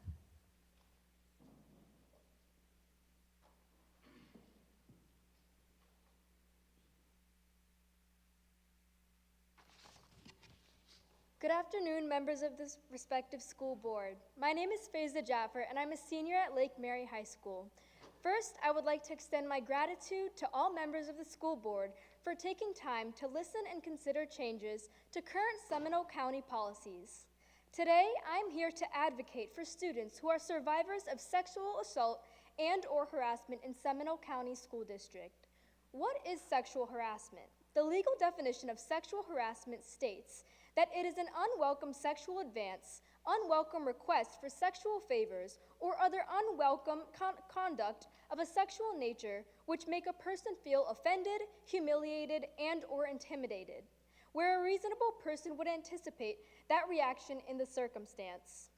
This is an epidemic that is deemed as normal or rather desensitized in Seminole County schools.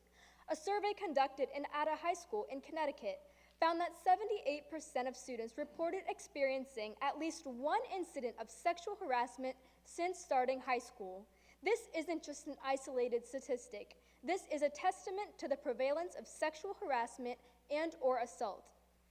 Each person behind these numbers may be your daughter, your niece, or your sister. But even if you don't know a survivor of sexual harassment, we all have an imperative to act. A 12-year-old student who has been sexually harassed may not even be aware that what they have experienced is a tantamount to sexual harassment. For those who do know that they have been sexually harassed, they typically do not know what Title IX is. Most students don't know who their Title IX coordinator is and may be afraid to come forward to their coordinator, even if it is the very same principal they see every day at school. This district has inadequate Title IX accessibility to students, and this needs to change. It is not about fulfilling a legal requirement, but also about ensuring that student survivors are supported. Thank you. Order, please.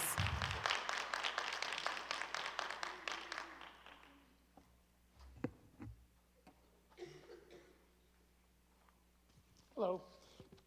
My son Hayden White was born premature. During the June 2022 board meeting, I expressed my concerns with Seminole County about the way they handle students with special needs, especially those that have complicated medical histories. Today I come to you with an update, in my opinion, you as well as members of the public need to be aware of. Seminole County remains steadfast in their ways that their curriculum is more important than my son's medical needs. After receiving documentation from pediatric physicians, medical data from specialists, including neurologists, neurosurgeons, physical and occupational therapists, among many others, a request for Hayden to attend half-days remains denied. In a meeting held just today at Wicklow at 2:30, the team decided that Hayden should not receive accommodations of half-days from schools, denying him the time for medical therapies and intervention, since the school is taking up the time needed for these services. Anyone that signals that my son's medical needs are not as important as the educational needs of the district shouldn't be caring for children. Hayden's medical therapies are needed to assist him with many conditions, including cerebral palsy. Without these critical services, Hayden will regress and lose all of the progress we have fought for since birth on giving him a chance to interact with society like any other child. I spoke with the Department of Health in Seminole Health Officer Mrs. Walsh this afternoon, who advised she would seek to get assistance from her department and to see if they can find a reason why Seminole County made their decision to keep Hayden full-time, denying him of his medical therapies. This goes to show that even though Seminole County is a resource, the health department is a resource to the Seminole County schools, they did not use it when it came to caring for my child, even though they rely on that same department for medical advice. In summary, it appears that Seminole County is now in the business of making medical decisions, or should I say ignoring medical advice and decisions from trained physicians. I'll do everything in my power as an advocate for my child to raise awareness, to include taking advantage of every public forum available to me, including the media. Thank you. Order, please.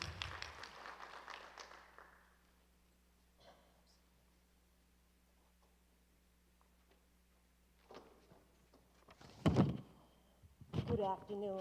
My name is Raquel Molina, and I've been in Seminole County for over 20 years. And my daughter Emily has been in Seminole County Public Schools since the age of 3, and she aged out of high school a few months back. I believe it was March of this year. Yeah. I'm here because I'm begging for I put my glasses on. The non-agenda public comment to change back to 3 minutes instead of 2 minutes. For someone that suffers from really bad anxiety disorder, I need possibly 6 minutes to speak instead of just 2 minutes. Why? My question to you all is, why was it changed from 3 minutes to 2 minutes? I know you can't answer, maybe you can send me a response via email. I really don't understand why now the agenda, the non-agenda public comments, agenda public comments, it's in between the meeting, and then the non-agenda public comments, it's at the end of the school board meeting. I really don't understand. So hopefully I can get your response via email, because it just doesn't make sense why it's been separated, why non-agenda items is 2 minutes now, and then agenda items is 3 minutes. For someone with a disability or anxiety disorder like this is very difficult for me to come over here and share. And I've shared a lot of issues with you, because I'm not gonna get into detail, because the board member and superintendent is very familiar with what I went through with my special needs daughter in the ESE department. And I really want response. I never got response to the issues that my child went through. Hopefully I can get the response in regards to why it was changed for 3 minutes to 2 minutes for the non-agenda public comment. I really want some response, please. Thank you. Order, please. Hannah Poole, followed by Julia Radulski, followed by Valerie Palmer.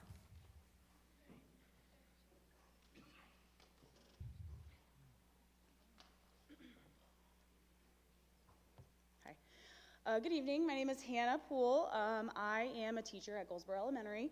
I'm in my 7th year of service, and I also am a graduate of Seminole High School. I attended Millennium and Pinecrest in the late 90s, so I've been in the county my whole life. My husband is also a teacher here. He teaches physics at Lyman. Excuse me. So Seminole is a special place, and because of this community, for the last 15 years, we've seen public education defunded and our credentials attacked, and your teachers have stayed. During the pandemic, when we were asked to do 2 jobs at once and teach the kids at home and in person, your teachers stayed. When the governor said, you have to go back face-to-face, no matter your health status, your teachers stayed. And as we were asked to do more, test more, sign more paperwork, do more PDs, carry more burden of discipline, reach out to more parents as we lose paras and coaches and aides, teaching kids content, but also basic social skills, calming strategies, and not to mention how to evade a school shooter, the teachers are staying. We've stayed. With the new laws in Florida limiting us with inflation at 8.5%, with childcare and housing costs at an all-time high, and the constant expectation of us to operate like machines, teachers are beginning to feel that the grass might be greener elsewhere.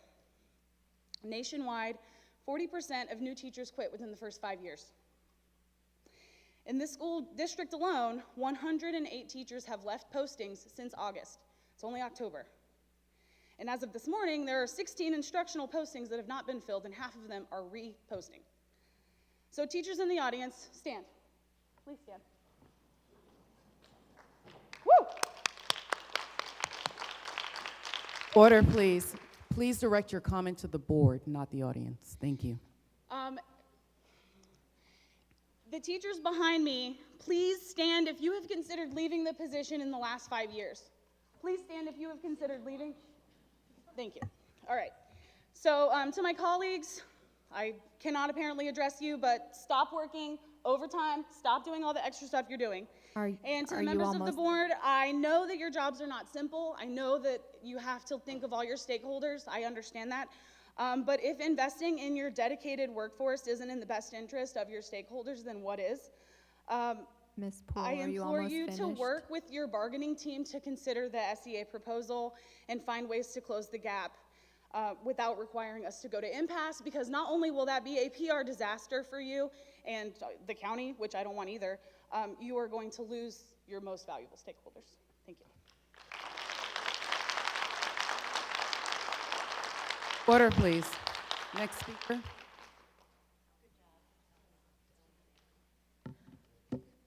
Good evening, members of the school board. My name is Julia Radulski, and I'm a 4th grade educator that has been working in the district since I graduated college in 2020.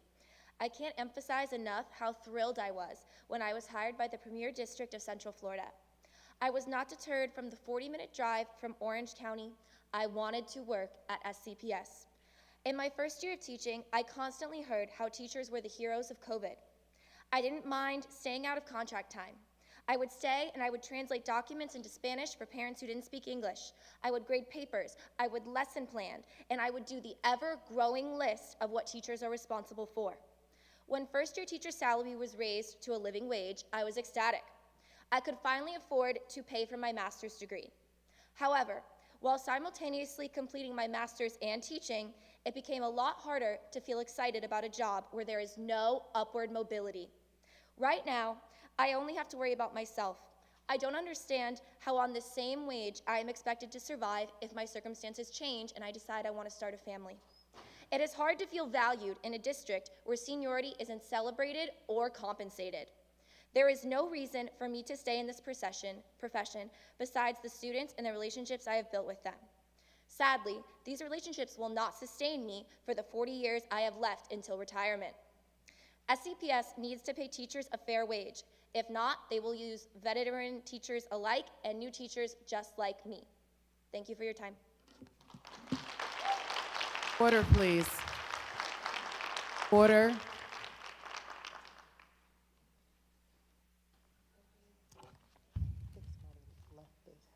this belong to anyone? Okay, sorry, I'm just gonna place it right there. Sorry. Thank you.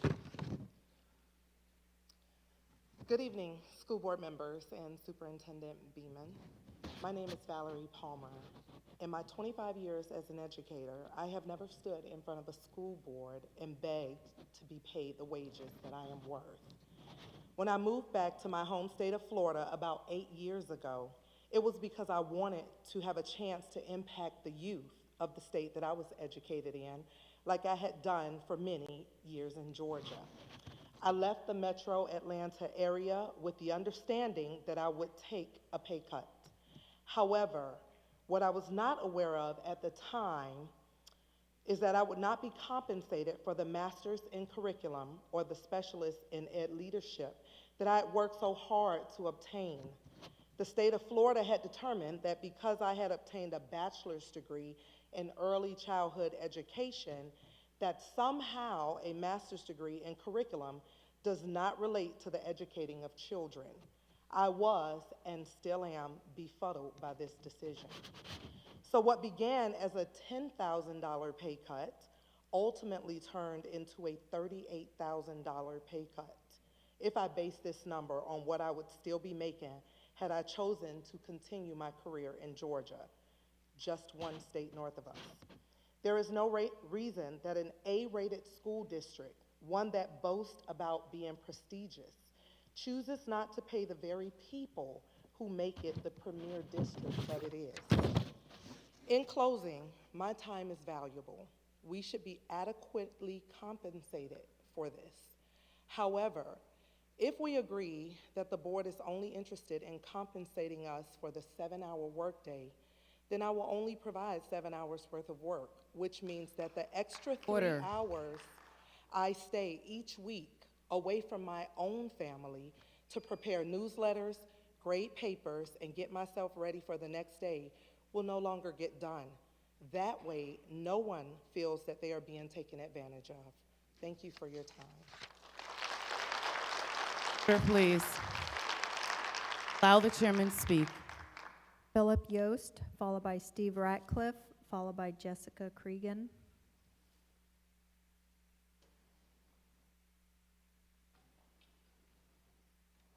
My name is Phil Yost. I am from Longwood. Seminole County board members, superintendent, good evening. Growing up, I was told that actions speak louder than words. Over the course of 25 years, I have shown my passion for students and children across Central Florida by being a teacher and a children's pastor. I've arrived early, sometimes before the custodians even arrive, and I have stayed till 9 o'clock p.m. with my math curriculum spread out across my desk. It's because my actions speak louder than the words that I teach my kids. I'm a single dad. I have a master's degree.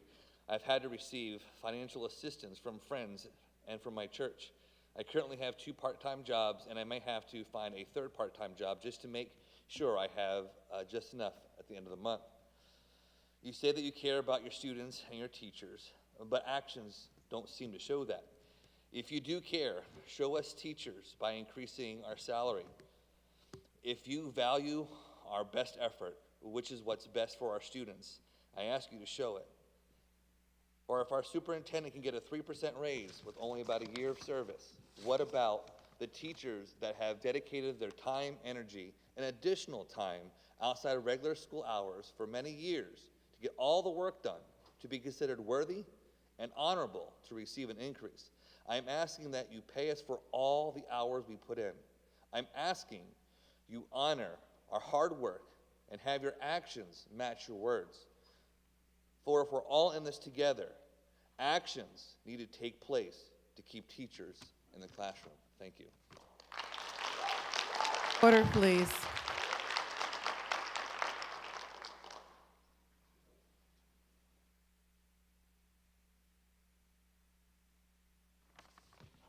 My name is Stephen Ratcliffe, 751 East Chapman Road. My children spent 1 year each in the portables at Evans Elementary. I was shocked to learn the teachers have been complaining about multiple issues in the portables for over 10 years. I like the questions y'all asked of the gentleman about timeframes and cost to remediate and reconstruction. I think that's super critical to follow up on and stay on. I also don't understand the air conditioning issue. They're getting new air conditioners in. I argued about putting air conditioners in, and they still put them in very quickly for some reason, knowing they're fixing to do mold assessments.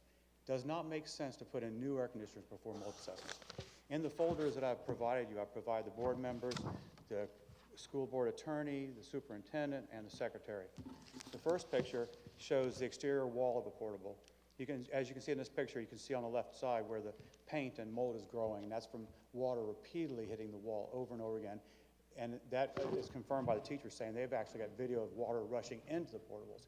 We're talking about flooring and subflooring, and we don't even know what the materials are made out of. Now, what is the condition of those materials? The next picture is a picture of an exterior window frame. This is just pictures that I took quickly. That is repeated over and over, caulking to the frame, to the windows, constant problems. All they did instead of replacing windows, they just caulked and caulked and caulked. The next picture, underneath an air conditioning unit. You can see the mold and mildew there. The water, the condensate was dripping down and actually running underneath the portables, and making it even worse for the portables. If you reach your hand under any of these portables right now, it's soaking wet. The water stays under the portables. The next picture is a sewer drain coming from a pipe inside the portable carrying toilet water or sink water. You can see from this, the ground is up against the portable. All these portables are sitting on the ground. They shouldn't be on the ground at all. The sewer drain is compromised. You can see the moisture barrier around it and the seal around it. So you can have snakes going up there, squirrels, whatever they want to go up there, and into the bathrooms of these kids. The next picture, I'm not a mold expert, but this is a picture I took of what I believe, if you look online, those are mold spores fixing to exit the painted surface of the drywall. The next picture, window frame of the interior part of a window. Next picture, underneath the window frame. This is years of abuse, years of neglect, and you also multiple repairs. This isn't just one time. You can see drywall being repaired over and over again. And the last two pictures, the interior part of the drywall under the window frames of one of the windows. That drywall is supposed to be white. That's mold underneath those windows. It's my opinion that I think that every emergency measure right now allowed under the Florida Administrative Code and the laws of Florida should be instituted immediately. We have big problems here, and they're not being really addressed. Thanks. Order, please.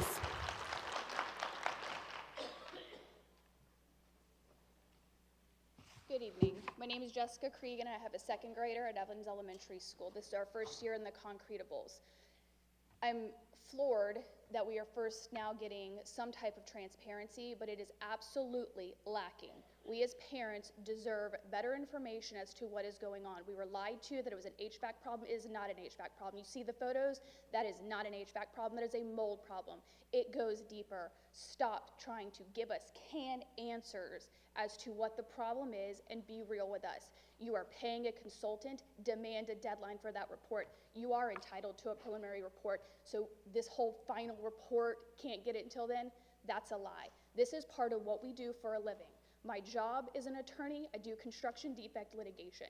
I know what you're entitled to. Start demanding better answers. The conditions for these kids is not okay. I demand better transparency from everybody involved into this is what's going on. As to co-teaching, shame on you for trying to put a Band-Aid on the problem and say everything is good. It is not okay. My daughter was part of the COVID problem. She has never had a normal school year, and this is what happens. Do not use those children's flexibility and their adaptability and their resilience against them. These teachers need better. It cannot be 40+ kids in a classroom. That goes against co-teaching. You are on the borderline of explicitly violating Florida statute concerning what the legislative intent behind co-teaching was. It was to promote education.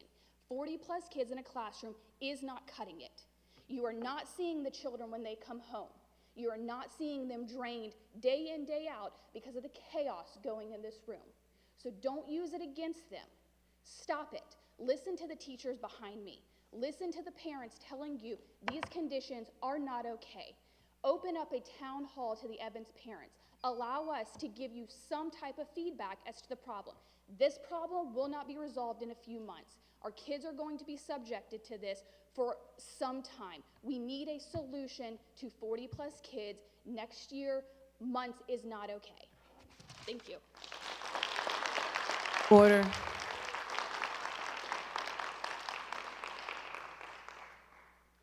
Erica Storrs, followed by Kristen Bear, followed by Hannah Long.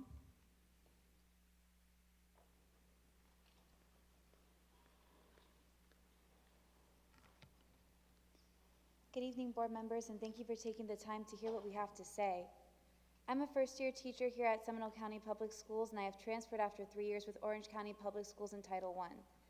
Coming from that background, and much like my colleagues behind me, I have an immense love for my profession and an immense passion to advocate for my students. My fellow educators and I have been working tirelessly to ensure that our students still feel that they are safe, getting a quality education, and a normal school year. We've been doing it all while jumping through hoop after hoop and dealing with this continued mishigas of our concretables. Most recently, we've been given 15 minutes right before the first bell rang to move what was deemed essential after our remediation meeting from our concretables to our new temporary classrooms, then subsequently locked out of our classrooms and unable to re-enter them. We have not been and are still not given a time frame for when we will get back into our classrooms, or even if the belongings that we left behind, the keepsakes, our appliances, our resources, any of these that's safe for us to get back into or take with us. But our further communication for that matter was that our AC unit arrived. Thank you for those. But honestly, that's not fixing the problem. We've been dealing with this and so much more that we don't have time to get into, while us 9 educators who are in the concretables were displaced with our 18+ students per class, and have also displaced over 9 other faculty in our school and their students. It's a ripple effect. It's causing stress and tension, but we did it. We had to. We're professionals, and we're not going to let the students know how much we are struggling, but please do not be mistaken. We are struggling. New students arrive, we worry about space in our already overcrowded classrooms, which is an awful environment for students who are overstimulated, uncomfortable transitioning back to a classroom environment, and easily distracted. The anxiety alone that we have seen in this change is palpable and honestly so disheartening for young children. To close, because I do not want to take time away, I ask you respectfully, esteemed school board members, that in the future when an administrator or an educator asks you to take the time, I hope you'll listen carefully and respond with more urgency to an issue like air quality. Because my final thought for you is, after all you've heard and will hear from us, would you feel comfortable with your child being in our concretable? Thank you.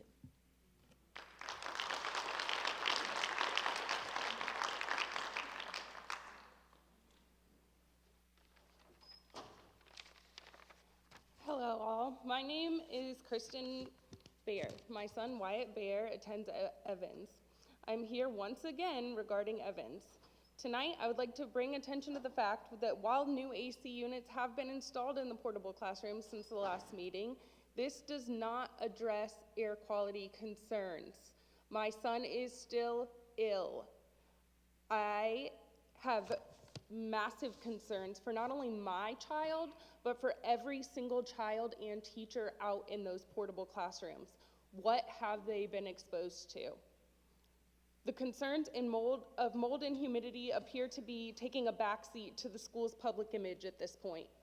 Communications about portables are vague at best. We, the people, the teachers, the parents, have no information on a potential remedy for a problem that should have been fixed very long time ago.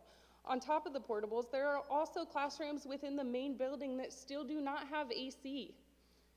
At this point, there is no excuse. You guys have been given way more than enough time to get this situation fixed. Why has the school facing a very busy public road received a remodel with new building to replace their portables, a playground remodel, new roads for their parking lot, while our private school on a small road, Evans, has received nothing? Now let's talk about this problem created by the administration's solution: 40 kids in a classroom. This is a detriment to these kids' education. My son is 7. Every single day he goes to school, he tells me, "Mom, I can't focus. Mom, it's too loud. Mom, please don't make me go to school today." Every single day I hear about these issues. My son is suffering massive anxiety regarding school. Seminole County has been one of the best school districts in Central Florida, and we expect so much from these children and teachers, and yet our solution to air quality issues and broken AC units is to put 40 kids in a classroom. This is not fair to teachers. It's not fair to students. Students can't focus, they cannot learn, and the teachers cannot adequately teach when they are being forced to have 40 kids in one classroom. If you've ever been into a busy lunchroom, could you imagine how hard it would be to keep a room of 40 plus kids quiet at once? We must do better. The children deserve better, as well as these teachers that give their all to educate our children, while getting treated as if their Ms. own Baer. safety and well-being does not matter. Ask any single teacher here tonight how they feel about having 40 plus children in a class. I promise you, they're gonna say they're overwhelmed, exhausted, frustrated, and at their wits' end. Let's not lose the teachers we do have left. So much has been invested in these not standardized tests to measure how well these children are learning the curriculum. How about the money is spent Ms. and Baer, time is could you spent? please wrap it up? Thank How you. about the money and time is spent to get this issue resolved the right way? Order.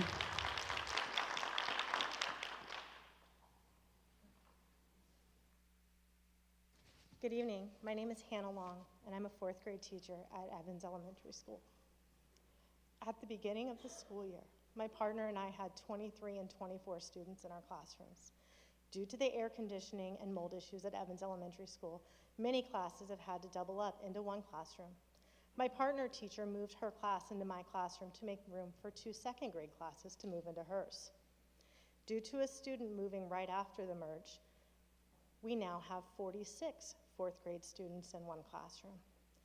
46 4th grade students in one classroom, 19.5% of who have a substantial reading deficiency. 46 4th grade students in one classroom, 13% of whom are ELL students. 46 4th grade students in one classroom, 17.3% of whom are ESE students. 46 4th grade students in one classroom, 6% of whom have a 5.0 floor. How is this fair to these students? How am I supposed to be giving them my best when my small reading groups have 10 to 12 students each?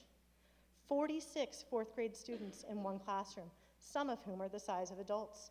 46 4th grade students in one classroom, many of whom no longer stand for the Pledge of Allegiance because they can't push their chair back far enough to stand up if the person behind them has already done so. 46 4th grade students in one classroom who no longer get brain breaks while working because we don't have enough room for them to move around. 46 4th grade students in one classroom who can no longer work collaboratively or in Kagan groups because there isn't a way for that many students to share their opinions without the volume level getting so loud that no one can hear. In the past week, we have had 3 students go to the clinic in my classroom alone due to minor injuries because we are so full. We're tripping over backpacks because we don't have enough hooks to hold them all, and they fall off the chairs. Thankfully, so far, the injuries we've had have been minor. In order for one student to use the restroom, everyone at the table behind them must scooch in their chairs so that very few so that a few people at that table can get up and let out the one person that needs to actually go. 5 more students are having to move each time one needs to use the restroom. I'm sure you can imagine how distracting it is to the other 41 students in the room. Ms. Long, if you'd like to provide the rest of your comments to the board clerk, she'll share them with all of us. Please finish. It's not, I hardly have anything left. Okay. These are my kids. These are my kids that I'm fighting for right now. During this time of togetherness, we've had people from the district stop in with school administration on 2 separate occasions. Both times, the students have quickly gotten quiet and appeared to be doing their best despite the circumstances. Of course they did. They're 8, 9, and 10-year-olds. They know when important people walk through the room. I just wish my students felt important, not like sardines. In both visits, the people who entered only came 5 feet into the classroom and stayed less than 5 minutes. You can't get a sense of what it's really like in a classroom standing in the back for 5 minutes. I'd like to personally invite you to spend a day in my room if you truly think these students are adjusting nicely. Please come sit and spend a day with us. Try not to trip as you walk by. Try to concentrate on your emails with 46 bodies in such close proximity. Evans Elementary opened with 13 portables. We opened it that way. We have more students now. We deserve a PLC. We need a primary learning center. And at the very least, if there's a teacher shortage, that means there is a classroom overage. Somewhere in this county are portables that can be moved to our school so that our classrooms can be safe for these students. Because 46 kids in one room is not okay. Thank you. Order, please.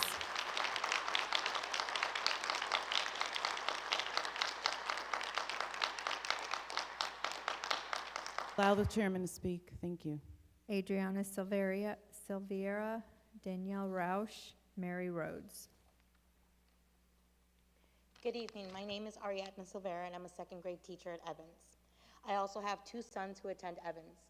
I'm here to speak today on behalf of myself, my children, and my students and their families. In May of 2015, my son was diagnosed with a rare genetic disorder. We discovered his genetic mutation could have been from exposure to toxic environmental factors. This is where I learned how to advocate for those that I love and care for. Now that you know a bit of my background, let me explain what I'm advocating for here today. As you can see, environmental factors are a bit of a sore subject for me, as I have deep and personal experience with trauma my family endured, possibly because someone did not do their job to ensure that the environmental safety was a priority. Please don't misunderstand. I am extremely grateful that the district has finally begun to clean up the disastrous state of the concretables. However, I am here because the conditions we are currently under are not much better and are affecting the mental health of students and teachers. I am currently teaching in a room with 39 children and 1 other teacher. I have 13 students that require specialized support. The data from the beginning of the year baseline tests show that 27 of my 39 students are reading 1 to 2 years below grade level. I believe this set of students has been the most affected by the pandemic, socially and academically.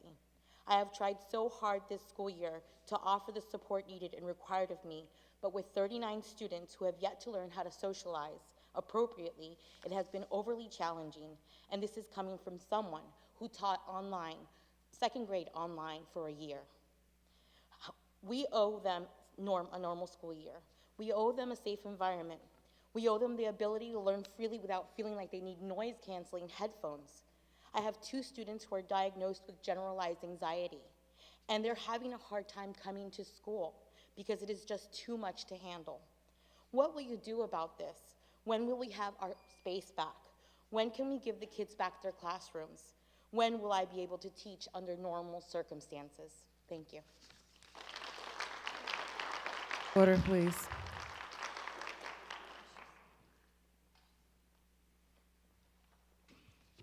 Good evening, school board members and superintendent. My name is Danielle Roush. I have a 2nd grader at Evans Elementary. I recently sent an email to the school board and appreciate that you wrote back to me, but I asked for transparency for the test results and steps on what we're going to take to remediate the outdoor classrooms with the results made public so we can independently review them to increase our confidence that the best solution has been implemented. The disrepair of these buildings did not happen overnight.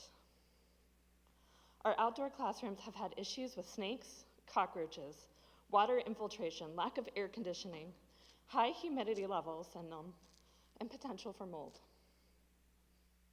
I'm asking that you repair the outdoor buildings quickly and properly so that our second, third, and fourth graders can go back to normal class sizes. The 40 kids in my daughter's class is too much, and as we've heard, there's up to 46 in other classes. It causes too many distractions for our students, and it has drastically changed the learning environment for our students and teachers. I am also aware that the air conditioning in the main building and the first grade hallway has not been functioning properly since July. They are currently using portable air conditioning units that are noisy, distracting to students, and causing breathing problems to those that have compromised immune systems. I ask that you please consider involving parents more in this process so we can help work with the school and the school board along the way. Thank you for your time. Order, please.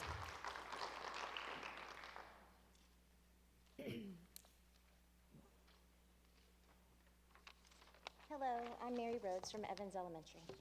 First, I'd like to thank Chairman Pennick and Deputy Superintendent Dr. Wysong for coming to school last week to see with your own eyes what our situation was due to our uncertain conditions in our concretables. One commented that it seems like the kids are handling the change very well.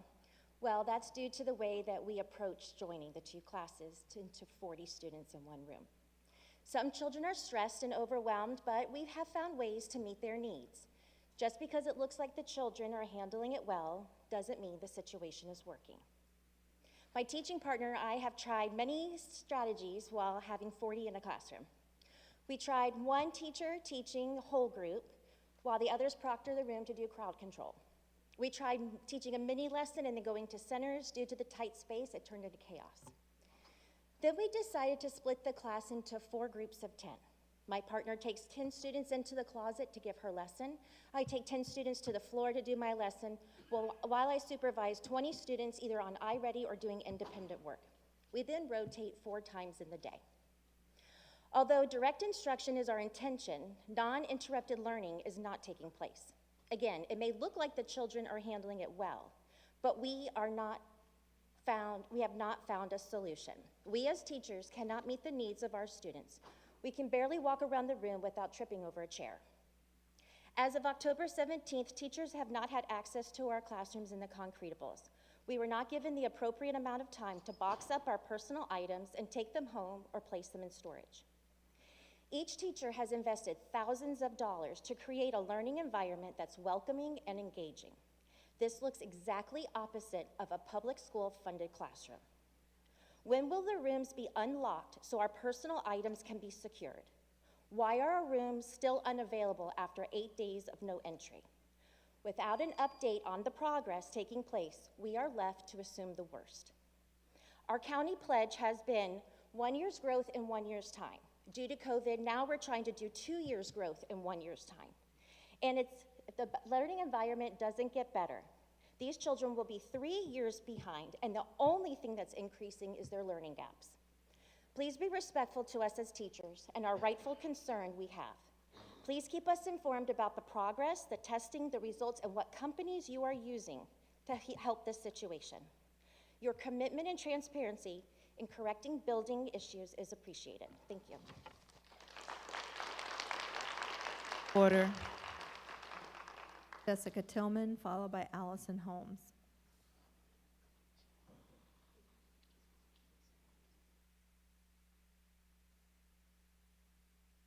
I'm Jessica Tillman, Seminole County resident. It's quite clear the superintendent follows policy when she wants to, but ignores when policies are not being followed.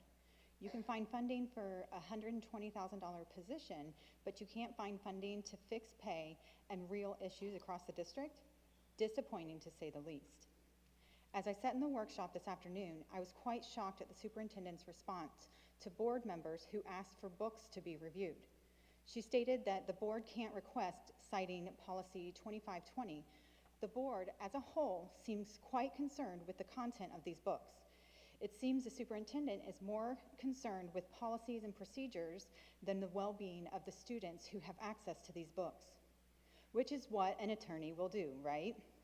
The board gave clear direction to the superintendent to pull these books for review, and the superintendent said she needed a form from a parent or community member in order to start the process of review. Also stating the district does not own review process. It does its own review process every year, also stating it's an ongoing process. So if it's an ongoing process, why can't a board member request the district do what they are already doing and review these specific books? Policy 0169.1 needs to be discussed again, and the superintendent needs to give non-agenda items 3 minutes. Giving only 2 minutes for non-agenda items shows you don't care about issues in this community this community is facing. Even at the last meeting, everyone was going over because they were saying things that need to be heard. Please go back to 3 minutes for non-agenda items. Thank you. Order.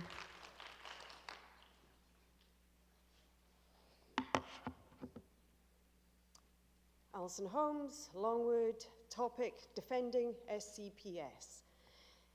If I stopped giving my kids fruit and vegetables because I thought each piece was slowly indoctrinating them with CRT, and then I managed to recruit a group of ignorant, bigoted misfits and persuaded them to start showing up to school board meetings to demand you stop giving any fruits and vegetables to any student at lunchtime because you're indoctrinating them. I wonder how long you'd indulge this group of misfits for. Not long, I bet. Yet we've been held hostage here for almost 18 months by homeschooling moms, 5 minutes sometimes now. Of course, pandering to this group hasn't helped, and defending them over our students and staff is reprehensible. The homeschooling gang has wasted hours in these meetings, pontificating about infectious diseases, telling us that their incalculable expertise in transgender healthcare, telling us their knowledge or lack thereof on vaccines. And as for teaching, the Liberty Gang has forgotten more than our teachers could ever know. In fact, it's sheer luck that our school district ever got an A before Moms for Liberty showed up. I'm nervous about my son's future. If the Moms for Liberty people get elected, he needs board members who embrace diversity, equity, and inclusion. Inclusion is why he's at our local high school in a gen ed class. This isn't a woke agenda that kids need to be protected from. It's how civilized people live. I sincerely hope this cancer on our school district is eradicated on election day, and we no longer have to hear Moms for Liberty standing up here, beating their chests, telling us they don't co-parent with the government. They don't because they homeschool. But guess what? Real parents in SCPS don't co-parent with Moms for Liberty. We never have, and we never will. Order. Order. That concludes public comment, and that concludes this meeting. So have a good evening. Thank you.